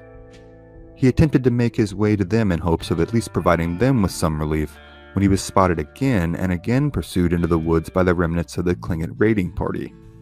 After his narrowest escape yet, Plotnikov took shelter under a large tree and spent a shiftless, terrifying night alone in the dark, trying to keep his breathing quiet and listening as intently as his weary ears could for the footfalls of more Klingit warriors. The next morning, he heard the roar of a group of muskets firing. Again, he fled, this time up the mountain.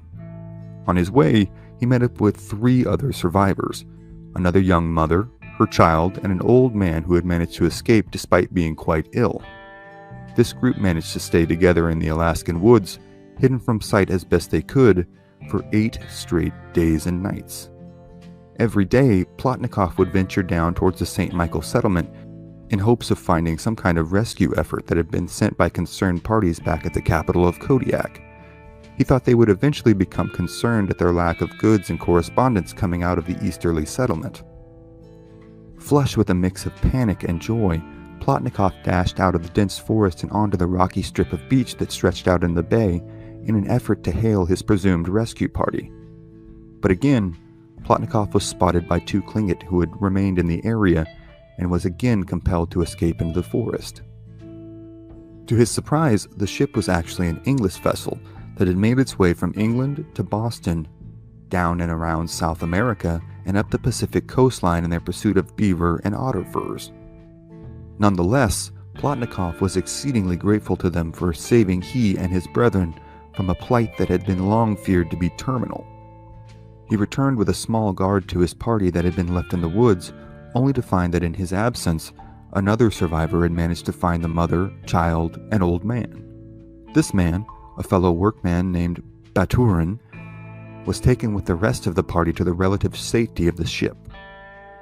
The next day, Plotnikov and Baturin implored the captain to make a trip back into the settlement to both assess the damages and to bury their dead. The captain granted their request, again with a small contingent of armed guards. What greeted them was a truly horrifying sight. The headless bodies of men they had lived and worked with, crossed oceans with and braved dangers with, celebrated Christmases and feast days with, now lie strewn about the ground like so much refuse. They were given as dignified a burial and funeral as could be managed by the devoutly Orthodox Russian contingent, and then the men made their way back to the ship that sat waiting in the bay. The ship remained in the harbor 3 additional days, getting ready to travel back to Kodiak should no more survivors be found.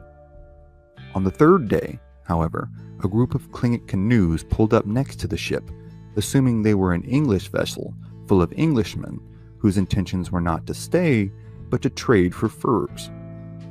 The Klingit chief asked if they had seen any Russians, in a cryptic attempt to ensure the English had not been informed as to what was happening at the settlement.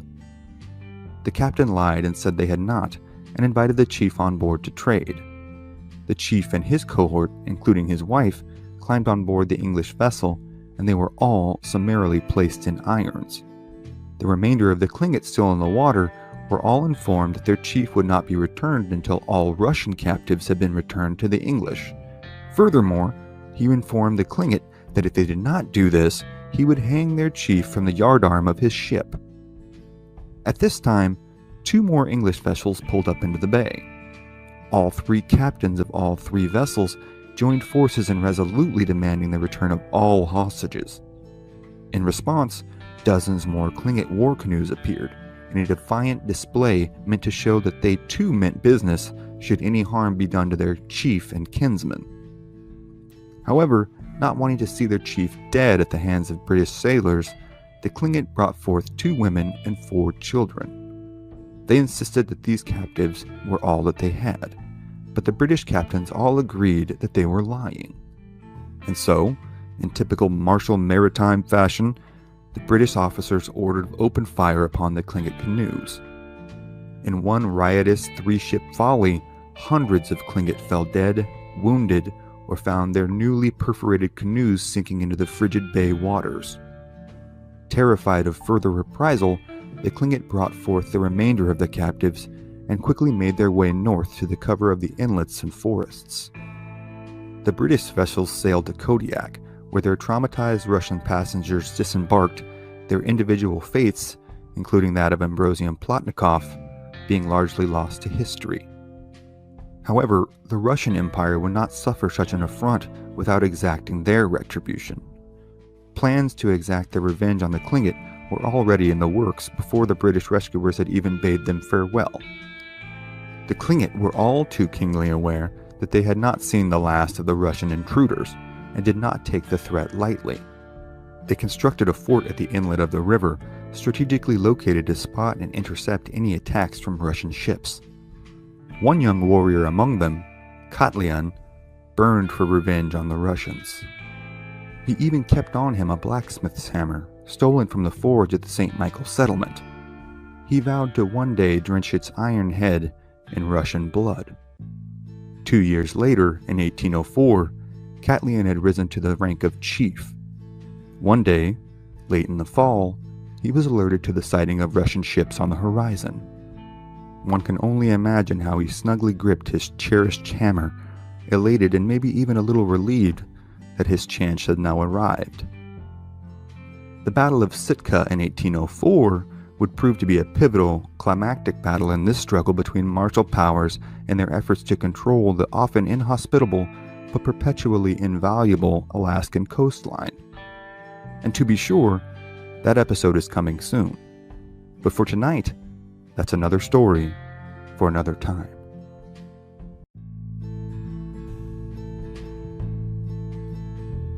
October 1768, northern New Mexico.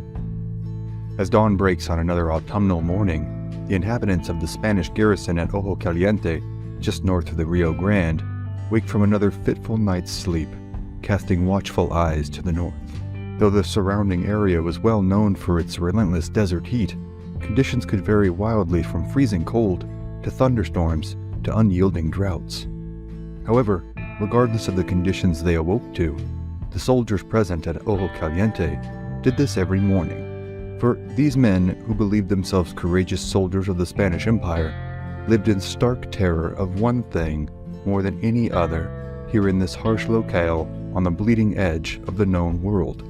They lived in constant fear not of disease, nor attack from other European powers, nor even attack from most of the local native tribes whom they had either driven out or fully subjugated. They lived in fear of the Comanche, the black-clad, black-painted horsemen of death who had been wreaking havoc on the western edges of the frontier for decades now. The Spanish had, ironically, sown the seeds of their own downfall on essentially the same day Hernan Cortez had reached the mainland of Central America in the early 1500s. For, as history would bear out, the introduction of the horse to the New World would prove not only a defining moment in history, but an essentially unavoidable transference of a technology upon which much of the succeeding history would hinge. In the 2 centuries since the horse had been introduced to the North American continent, the collective population of horses in the New World gradually made their way northward via trade, theft, and inborn wanderlust.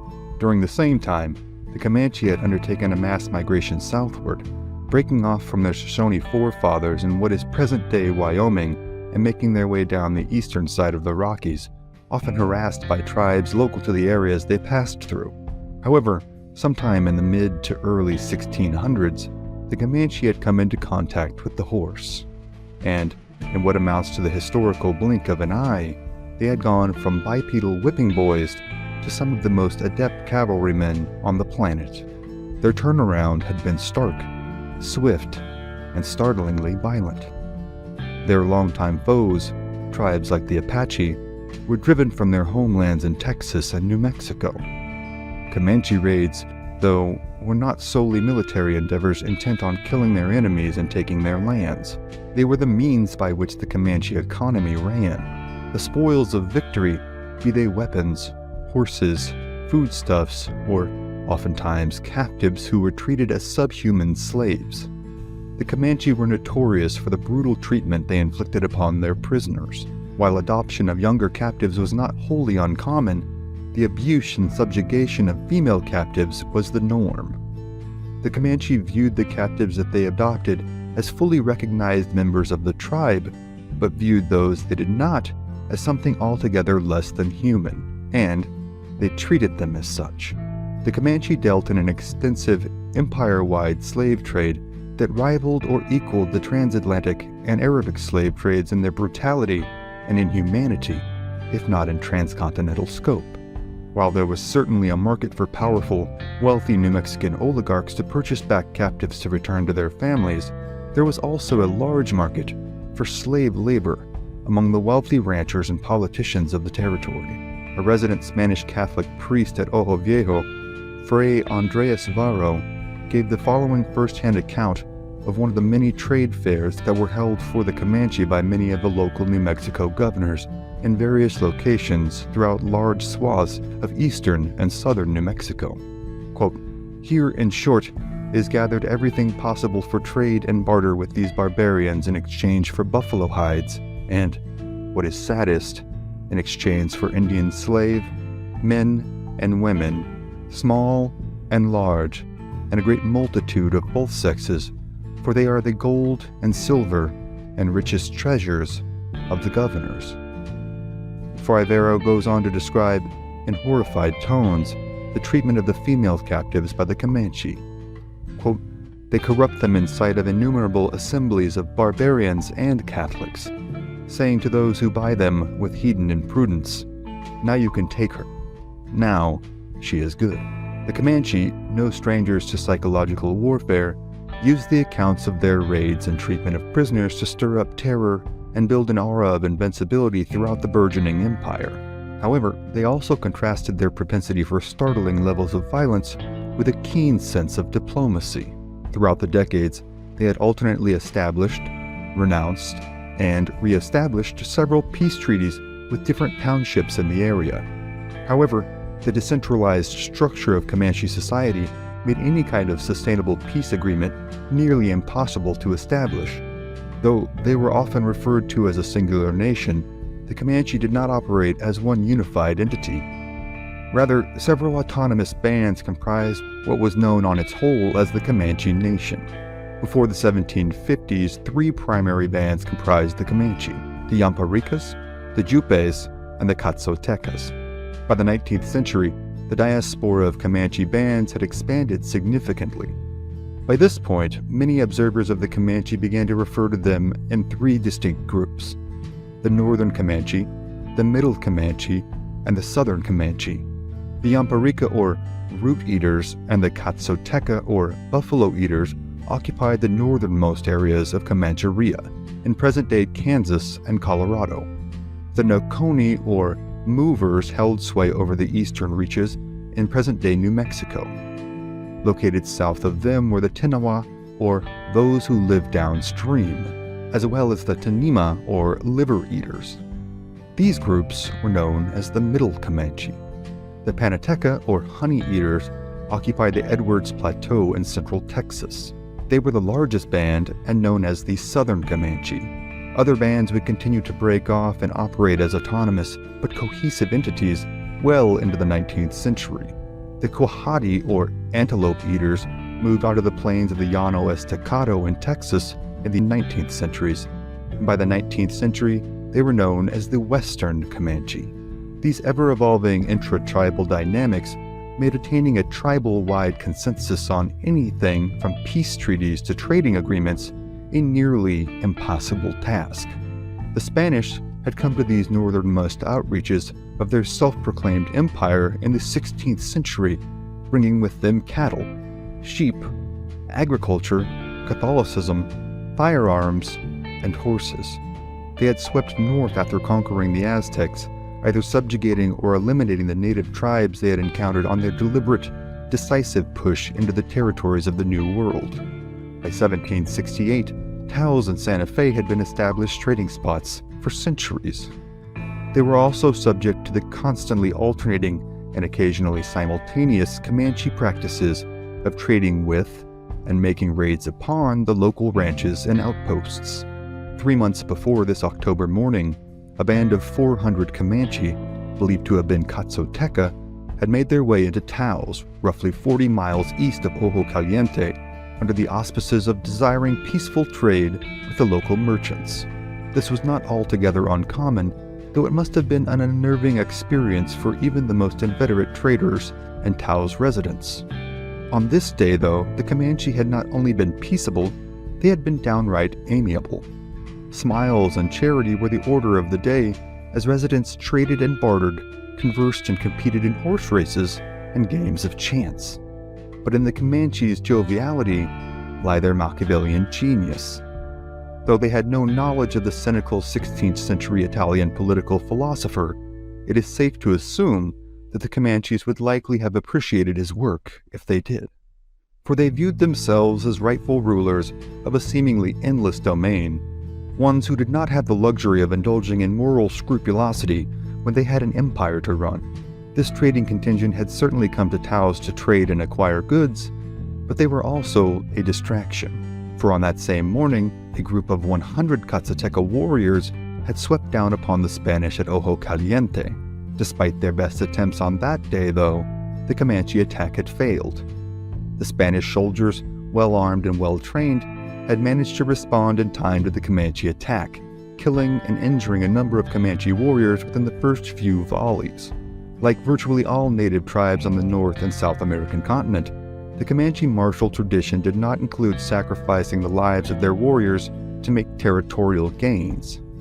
The remaining warriors retreated across the nearby river, with a number being lost to drowning. 1 or 2 of the riders were sent as messengers to alert their brethren in Taos, while the remainder fled to the open expanses of the prairie to the north. When they were informed of the loss of their fellow tribesmen, the Comanche there also rapidly exited the territory, rejoining their brethren from the raiding party in the north, but not before killing 5 Spanish settlers and 1 Tauseño native. Once reunited with the raiding party, they undoubtedly engaged in the traditional Comanche mourning practices, self-mortification, which might take place anywhere on a spectrum from cutting one's hair short to lopping off digits, as well as the killing of the slain warrior's horses and the dispensation of his family and property amongst the rest of the tribe. However, once the physical and emotional wounds caused by the losses of loved ones healed, the next order of business was, as is all too common in the human experience, revenge. That had been 4 months ago. 4 months of mornings just like this, in which the Spanish soldiers would wake from a fitful night's sleep, check their weapons, and make ready for their day. Every morning, they had wondered if that morning might be the morning that they would see the dreaded silhouettes of Comanches riding at them at full bore, returning to exact their pound of flesh for the wrongs done to them. 4 weeks before this day, a small party of 24 young Comanche raiders had made an ill-advised attempt at attacking the well-armed Presidio, with all but one of them being killed. The lone Comanche survivor was taken captive by the Spanish. From him, they learned of a new leader who was on the rise amongst the Comanche. The prisoner described a Katsoteca war chief whose exploits had garnered him great renown and support within his band. He seemed to know no fear, and it was believed that he had derived great medicine or puha from his distinctive buffalo-horned headdress. Accounts of the headdress vary, with descriptions of both a 2-horned version with a buffalo horn on either side or a single-horn version with the singular horn placed turned up and on the forehead.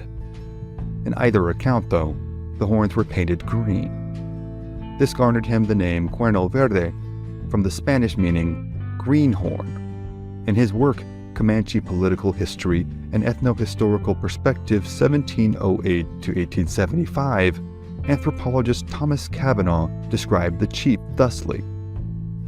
He had a guard of armed men, pages to help in mounting and dismounting, a sunshade of buffalo hide, as well as 2 confidants to carry out his orders, one of whom was among those killed at Ojo Caliente. The young Comanche warrior, being held prisoner, warned the Spanish time and again that his party's failure to return would lead to the tribe's assumption that the young raiding party who had gone out to raid Ojo Caliente had been killed. When they reached this conclusion, Cuerno Verde would marshal his forces and be on his way south toward this small presidio in the middle of nowhere. The day was fast approaching, he cautioned them, that Cuerno Verde would come to Ojo Caliente to take his revenge. Finally, the day arrived. Though there are no formal first-hand accounts from that morning, the routine would have been the same as all the others. Breakfasts of tortillas and beans mixed with local chilies would likely be prepared in traditional horno outdoor ovens that had been adapted by the Spanish from the local indigenous peoples, such as the Pueblo, Navajo, and Apache. They may have attended a mass that morning with the priest of the presidio. The inclusion of Catholic priests on all frontier endeavors was considered mandatory by the Catholic Spanish kingdom. They would then begin checking over and donning the tools of their trade. Though their predecessors, men such as Francisco Pizarro, Juan Ponce de Leon, and Hernan Cortez, had donned elaborate, heavy metal armor, these men were clad in lighter, more flexible, and comparatively more breathable leather armor better suited to the harsh desert environs. They were known as soldados de cuera, or leather jacket soldiers. The jackets were constructed of multiple layers of deer hide that had been stitched together to form a sort of 18th century Kevlar vest. Fray Juan Crespi, a Spanish priest who served in many presidios throughout the West during this time, gives the following description of the, at the time, state-of-the-art armor. Quote, "The cuera which gave them their name was a leather jacket, like a coat without sleeves, proof against the Indians' arrows except at very close range.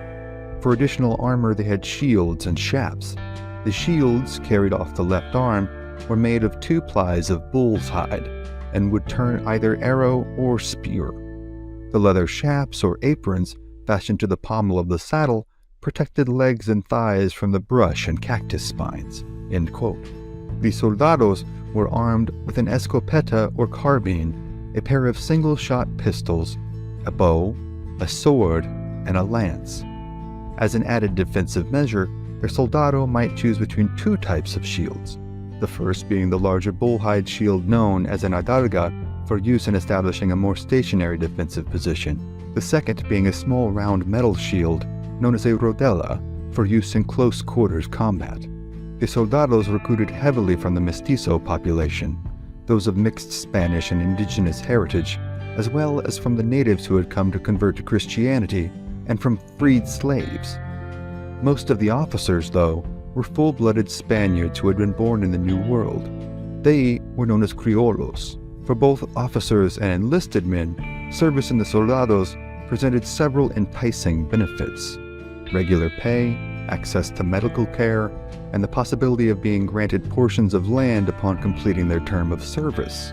Recruitment was usually a local affair, as this was a much more pragmatic measure than recruiting from abroad and taking the time to acclimate troops to the harsh localities to which they would be stationed. Thus, while again the written record for the presidio at Ojo Caliente in 1768 is less than substantial, it is a safe assumption that the vast majority of the soldados present that day had been born and raised in and around the surrounding territories. But no matter how acclimated they were to the weather, nor even how accustomed their nerves were to the rigors of combat, what they saw that morning, silhouetted against the rising sun, as they were alerted by their sentries and crowded to the presidio's adobe walls to procure a better view, must have sent a collective chill down their spines. The breath of both man and beast hung in the cool morning air, as the heavy breathing of the warriors and their mounts created a mist through which their lines seemed to crash as they moved forward. Where minutes before there had been an empty horizon, now appeared 500 Comanche warriors, painted black and with minimal adornments, bearing down on the presidio at full speed. Comanche tactics, similar to other light cavalry superpowers like the Huns and Mongols, did not approach entrenched positions via linear head-on attacks. Instead, warriors would ride in tight concentric circles that rotated as they moved towards their target. As they approached, the rider nearest the target would loose their arrow, before their circular path took them to cover at the back of the circle, also affording them time to reload before finding themselves nearest the target again. This created, in effect, a giant human Gatling gun that enabled the Comanche to dwarf the rate of fire presented by the Spanish with their muzzle-loading carbines. The Comanche used short bows, again much like their Mongol and Hun predecessors half a world away, that held a draw weight well over 100 pounds. This was mitigated by the fact that they were not made to be brought to full draw with the hand holding the arrow brought below the archer's eye, but drawn back only a few inches and released in more of a shoot from the hip fashion. Like the soldados, they too carried large leather shields. These, when angled properly, could and often did deflect musket balls. Also, like their soldado opponents, they carried long lances, some being documented as up to 14 feet long. These were designed to thrust into buffalo from a reasonably safe distance, but could be just as effectively wielded against human targets. Some amongst the Comanche carried carbines of their own, acquired through trading or raid, but at this time they were far less common amongst native tribes due to their unreliability and frequent need of maintenance that few, if any, natives were able to provide. Want of gunsmithing services was so prevalent, in fact, that it would be worked into many treaties with the United States and Mexican governments as a necessary term of agreement. Even the relatively well-trained and well-equipped soldados could, at best, hope to get off 2 to 4 rounds a minute from their carbines. However, with the added advantage of their organization, tactics, and substantial cover provided by the Presidio walls, this would be a hard-fought fight for both parties. As the soldados took up their positions and steadied their arms, waiting for their officer's command to fire, they surveyed the battlefield that lay before them, in the barren hinterlands of today's New Mexico.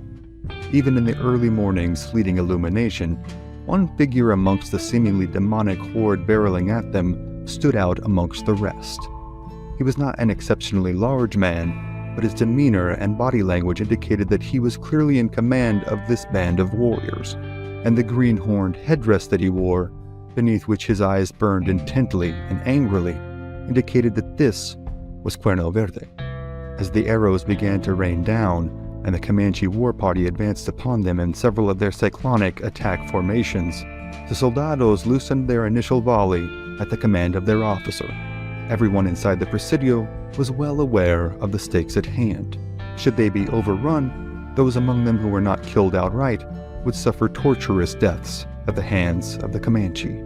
Again and again, the soldados repeated the actions of firing and reloading their carbines, their well-trained digits struggling with the numbing effects of the morning chill. The din of gunfire, commanders' exhortations, war cries, and the lamentations of the wounded and dying filled the air, along with the acrid aroma of gun smoke. Meanwhile, Cuerno Verde continued his relentless press towards the Presidio, urging his warriors on and darting from formation to formation, loosing arrows all the while reports of his treatment amongst his people as a little king were likely to have been exaggerated by his enemies seeking to paint him as a haughty war chief. Cuerno Verde was indeed a fierce warrior, one who had earned the respect of his people through the only means available to any young Comanche man: prowess on the battlefield. Cuerno Verde had not only survived in this harsh, Spartan-esque world, he had thrived in it.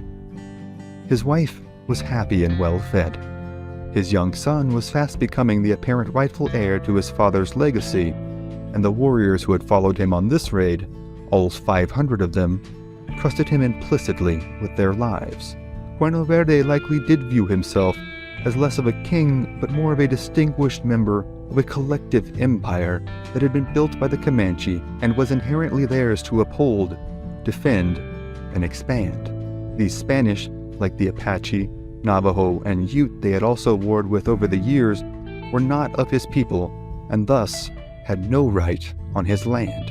And, for the crime of killing dozens of their young warriors over the past year, he intended that these interlopers pay with their lives. Cuerno Verde's blood ran hot, his blood soaking the cap of his buffalo hide headdress, and as he came nearer and nearer the Presidio walls, he could almost feel the will of the Spanish breaking. Then, from an unknown soldado, a shot rang out. Cuerno Verde was struck in the chest by a Spanish bullet and fell from his horse. For a brief instant, a shocked silence seemed to fall over the whole of the battlefield. Then, almost as suddenly, a collective howl went up amongst the warriors as all present turned in retreat. To the Comanche, the killing of a war chief meant the medicine behind the raid had gone bad. Seeing Cuerno Verde fall was evidence that his raid no longer had divine favor, and that a retreat must be made.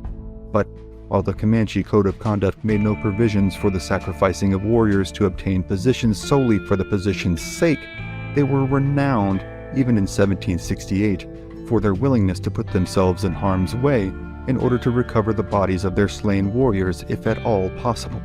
In this instance, Cuerno Verde's compatriots were able to make off with his lifeless body, headdress still intact.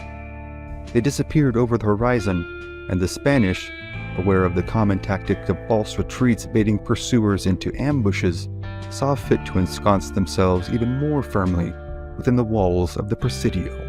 As the soldados used the time to refortify their positions, send word to Taos for any available reinforcements, the Comanche made their way north, again onto the open plains of today's Colorado.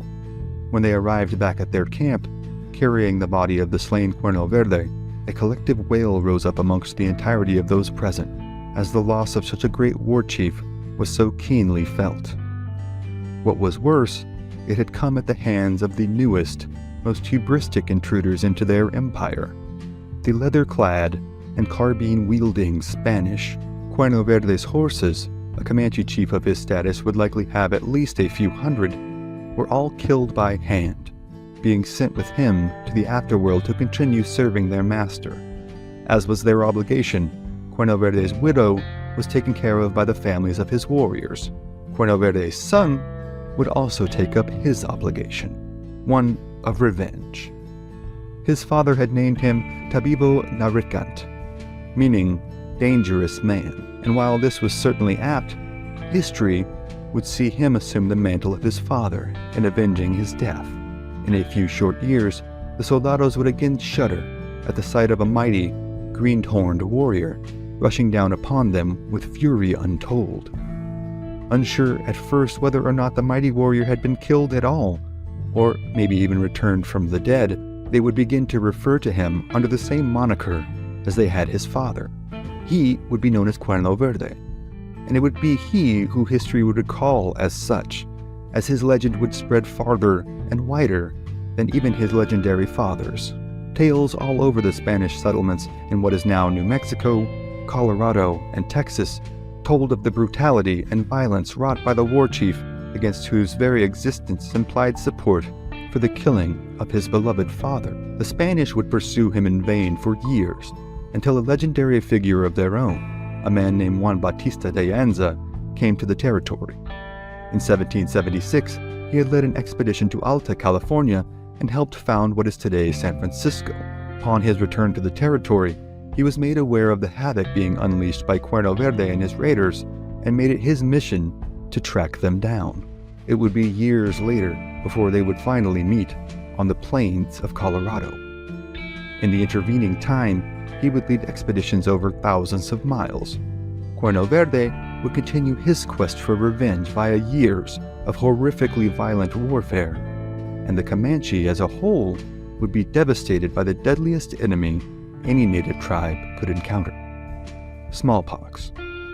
The intervening decade would see the Comanche devastated, the Spanish Empire reformed, and the fate of nations changed forever. Northeastern Canada, around the year 1000 AD, a group of 30 Viking warriors pull their boat onto the rocky shoreline of what is today known as St. Lawrence Bay. They have come from Greenland, sailing under the leadership of Thorvald Eriksson. Thorvald is a warrior of great stature with a legendary legacy. Thorvald's father, Eric the Red, had been the first European to establish a permanent settlement in Greenland while under exile from Iceland for the murder of a neighbor. He named his son Thorvald after his own father, a famously hot-headed chieftain who had been banished from Norway after committing a murder himself. Thorvald's brother, Leif Eriksson, had visited these lands the year prior, with his own band of warriors, spending the winter hunkered down somewhere on the St. Lawrence Bay. Leif had had returned to Greenland that spring with great bounties of the lumber that grew plentifully in the area, as well as wild grapes. The grapevines that bore these fruit also gave birth to Leif Erikson's name for the place, Vinland. As they made their way south, heading down the coastline, Leif named the areas he saw after their most notable attributes. Though the locations can only be approximated through available historical sources, the northernmost of these is Helgeland, or Flatland, near today's Baffin Island. Further south, Leif found the central forest belt of Labrador, Canada. He named this Markland, meaning forest land. Further south still was Vinland. Leif's penchant for naming lands was something of a family tradition, as his father had given Greenland its name, though the land is in fact largely not green, as it lies just inside the Arctic Circle. Eric thought naming it Greenland would make it more enticing for prospective settlers. Now, eager to do some naming of his own, Thorvald Eriksson has repeated his brother's journey. As he and his men beach their boats and find their footing on the rocky shores, a collective feeling of excitement and apprehension takes hold of them. The air is cold and crisp, but other than the crashing of the waves, the Vikings are met with an icy, eerie silence. During his winter sojourn in this area, Thorvald's brother Leif and his contingent of men had not encountered any native tribes. But, as there had been in nearly every place the Vikings had been before, they were confident that native peoples of some kind inhabited the area. The Vikings themselves had originated in Scandinavia, in the present-day countries of Norway, Sweden, and Denmark. In point of fact, the term Viking, when used to describe a specific people, is a bit of a misnomer. They referred to themselves as Norsemen and would see Viking as a specific facet of their culture. They lived as farmers and herdsmen, subsisting off of a diet of game meat, dense breads, cheeses, yogurt, salmon, and their ubiquitous honey-based intoxicant, mead. Their existences were meager, simple, and difficult. They lived in small villages, composed of family bands and headed by hereditary chieftains. However, in the late 9th century AD, they had begun to intermittently strike out from their lives in their villages in order to raid nearby coastal towns. As time went on, the range in which they conducted their raids expanded.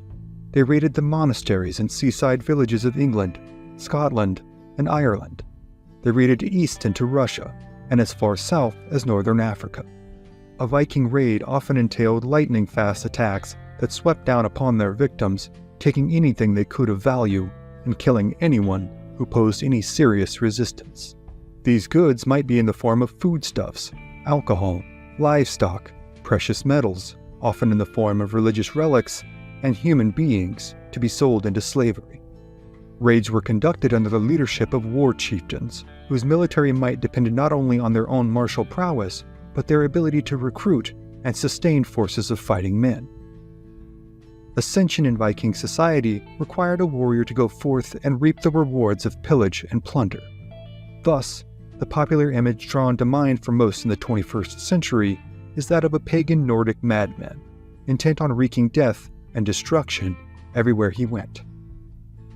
The truth, as is usually the case, is far more complex.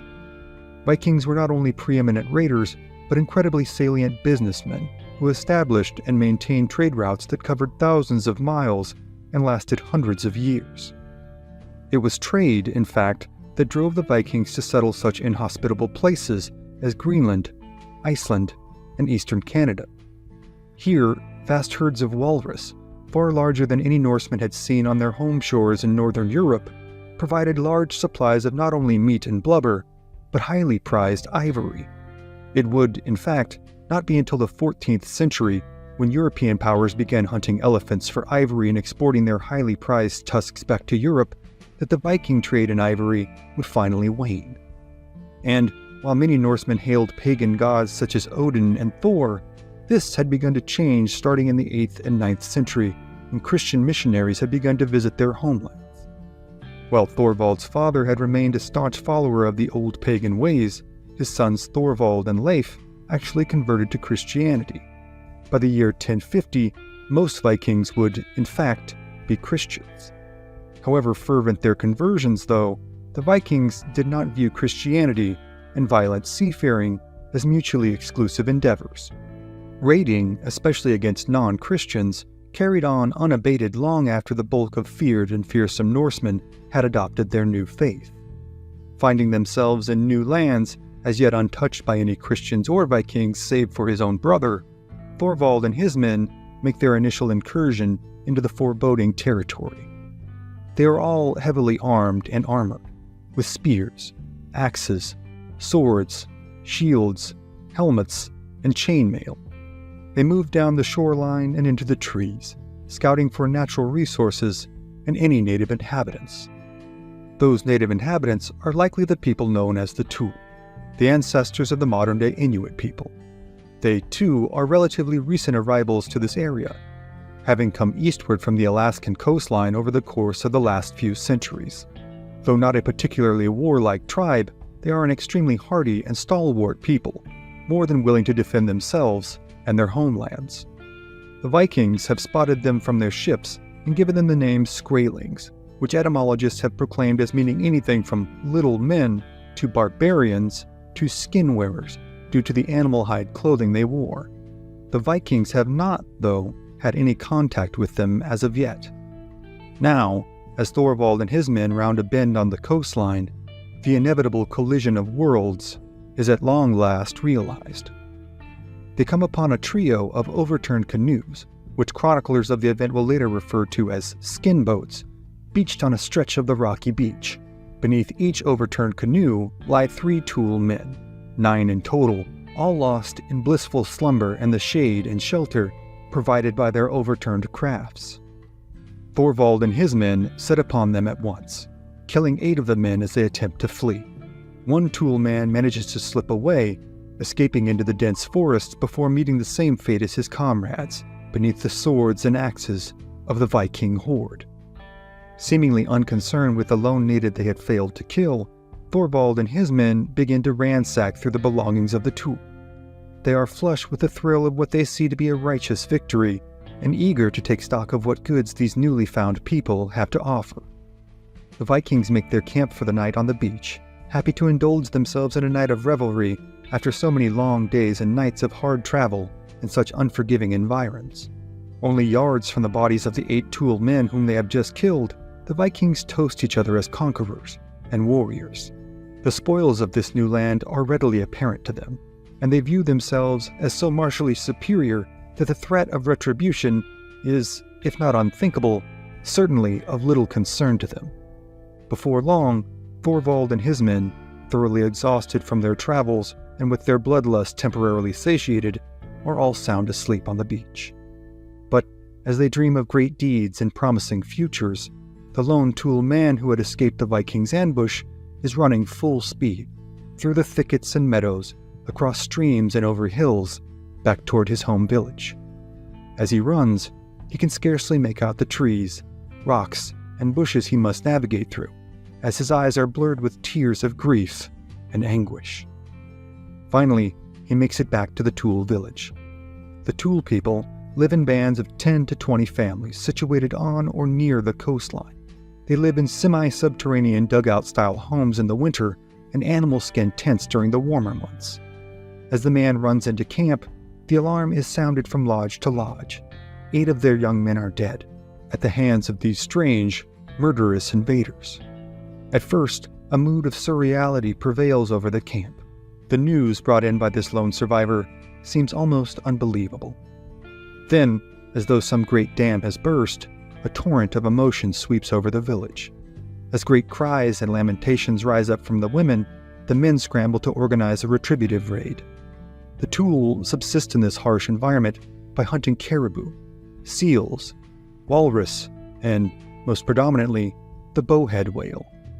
With an average length of 49 to 59 feet, a massive triangular-shaped skull made to bash through thick Arctic ice, and a body weight of 60 to 80 tons, a single bowhead whale could sustain a village for months.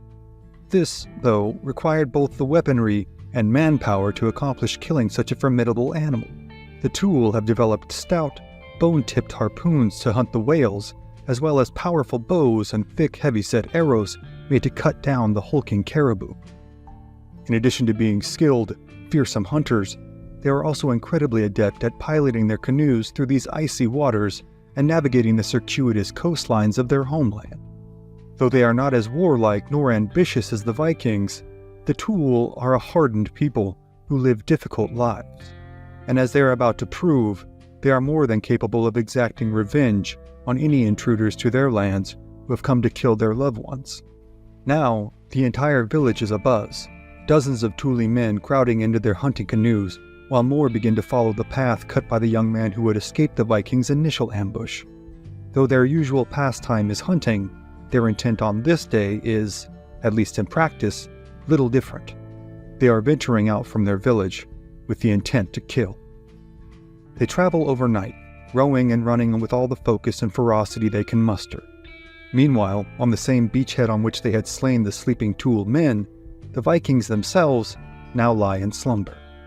It is not until the morning sun begins to peek over the horizon that Thorvald is awakened. But before he can wipe the sleep from his eyes, a cry goes up from one of the Vikings, who stands near the water, looking out towards the bay. "Awake, Thorvald, thou and all thy company, if thou wouldst save thy life, and board thy ship with all thy men, and sail with all speed from the land." Thorvald and his men spend a collective, suspended moment staring out at the water, now filled with oncoming canoes full of irate natives. Quickly, though, Thorvald orders the boat put to water, and all the Vikings to pile on board and form a shield wall. The shield wall is a classic Viking tactic, in use since their earliest days in the forests of Norway and Sweden. This involves the warriors forming a solid line with their shields interlocking and covering not only themselves, but the men beside them. As the boat is pushed away from shore, the Vikings hurriedly take their positions in the defensive formation, and not a moment too soon. As the last man locks his shield into place, arrows begin to impact all around them, with the incessant rat-a-tat-tat of a machine gun. For what seems like an eternity, the projectiles fill the air, along with the aggrieved, angry cries of the men who fire them. Thorvald, meanwhile, continuously exhorts his men to hold their formation. Though they have been caught off guard, each one of these experienced warriors is now ready to weather the attack. Within minutes, the Vikings' boat, as well as their shields, are so replete with arrows that they resemble a giant, waterborne porcupine, each carefully crafted arrow carrying with it the promise of an early demise should it find its mark. Finally, after an extended, though unspecified period, the natives estimate themselves to be satisfied with their retribution. The message, they feel, has been made clear. Any intrusion into their lands, or assault upon their people, will be met with resolute violence. As they sail away, the Vikings breathe a collective sigh of relief, especially Thorvald, as he has successfully led his men through a potentially fatal situation. He calls out to his men, checking to see if all on board are indeed unharmed. Miraculously, none of the men have been hit. With the thousands of arrows projecting from their shields, their boat, and floating in the water around them, this seems an impossibility. Then, perhaps upon his deep sigh of relief, Thorvald senses the sharp, stabbing pain of something deep within his chest, and feels something poking him underneath his right arm. Lifting his arm to examine the cause, he is horrified. A native arrow is buried deeply into his armpit, a particularly destructive wound. It is likely that his lungs have been punctured, as well as other vital organs damaged. Death for the young Viking is now all but certain. As the color drains from his face, he begins to collapse, first to his knees, then he is laid on his back by his men. "I have been wounded in my armpit," he says. "An arrow flew in between the gunwale and the shield, below my arm. Here is the shaft, and it will bring me to my end." Though soon to meet his end, Thorvald manages to convey his last directives to these men whom he had traveled so far with, and now would travel no more. "I counsel you now to retrace your way with the utmost speed. But me ye shall convey on that headland which seemed to me to offer so pleasant a dwelling place. Thus it may be fulfilled that the truth sprang to my lips, when I expressed the wish to abide there for a time. You shall bury me there, and place a cross at my head, and another at my feet, and call it Crossness forever after." This the Vikings did. Though the precise location is not known, it is recorded that Thorvald Eriksson was indeed buried in the cold, hard ground there on that far shore, with one cross at his head and another at his feet. Though he would not live to see it, Thorvald would finally get to name a place of his own. Perhaps, in his last moments, this brought him some measure of comfort. His men, now leaderless and far from their homes, retreat back to the camp where Thorvald's brother Leif had weathered the previous winter. They too would hunker down here until they could make their way back to Greenland and report their unfortunate loss, as well as proffer boundless possibilities for what the newly discovered lands might offer. The fight for those lands, though, would be far from over. The Vikings would soon again see the shores of the Canadian coastline, and their interactions with the native inhabitants of those areas would prove both profitable and, oftentimes, incredibly violent. Though the records can be sparse, there are other recorded encounters between the bellicose, business-minded Norsemen and the proud native peoples. And while the tales of intrepid and intrusive Viking warriors clashing with indignant and rightfully infuriated native warriors might not be plentiful, they are certainly palpable. But for now, those accounts, as well as the countless other tales of history's greatest shootouts and showdowns, are other stories for other times. Thank you for tuning into this episode of History at the OK Corral. Don't forget to click like, share this episode with a friend, be sure to subscribe, and if you'd like to support our work, you can click the link below in the description to become a subscriber on Patreon. Thanks again, and we'll see you next time on History at the OK Corral, home of history's greatest shootouts and showdowns.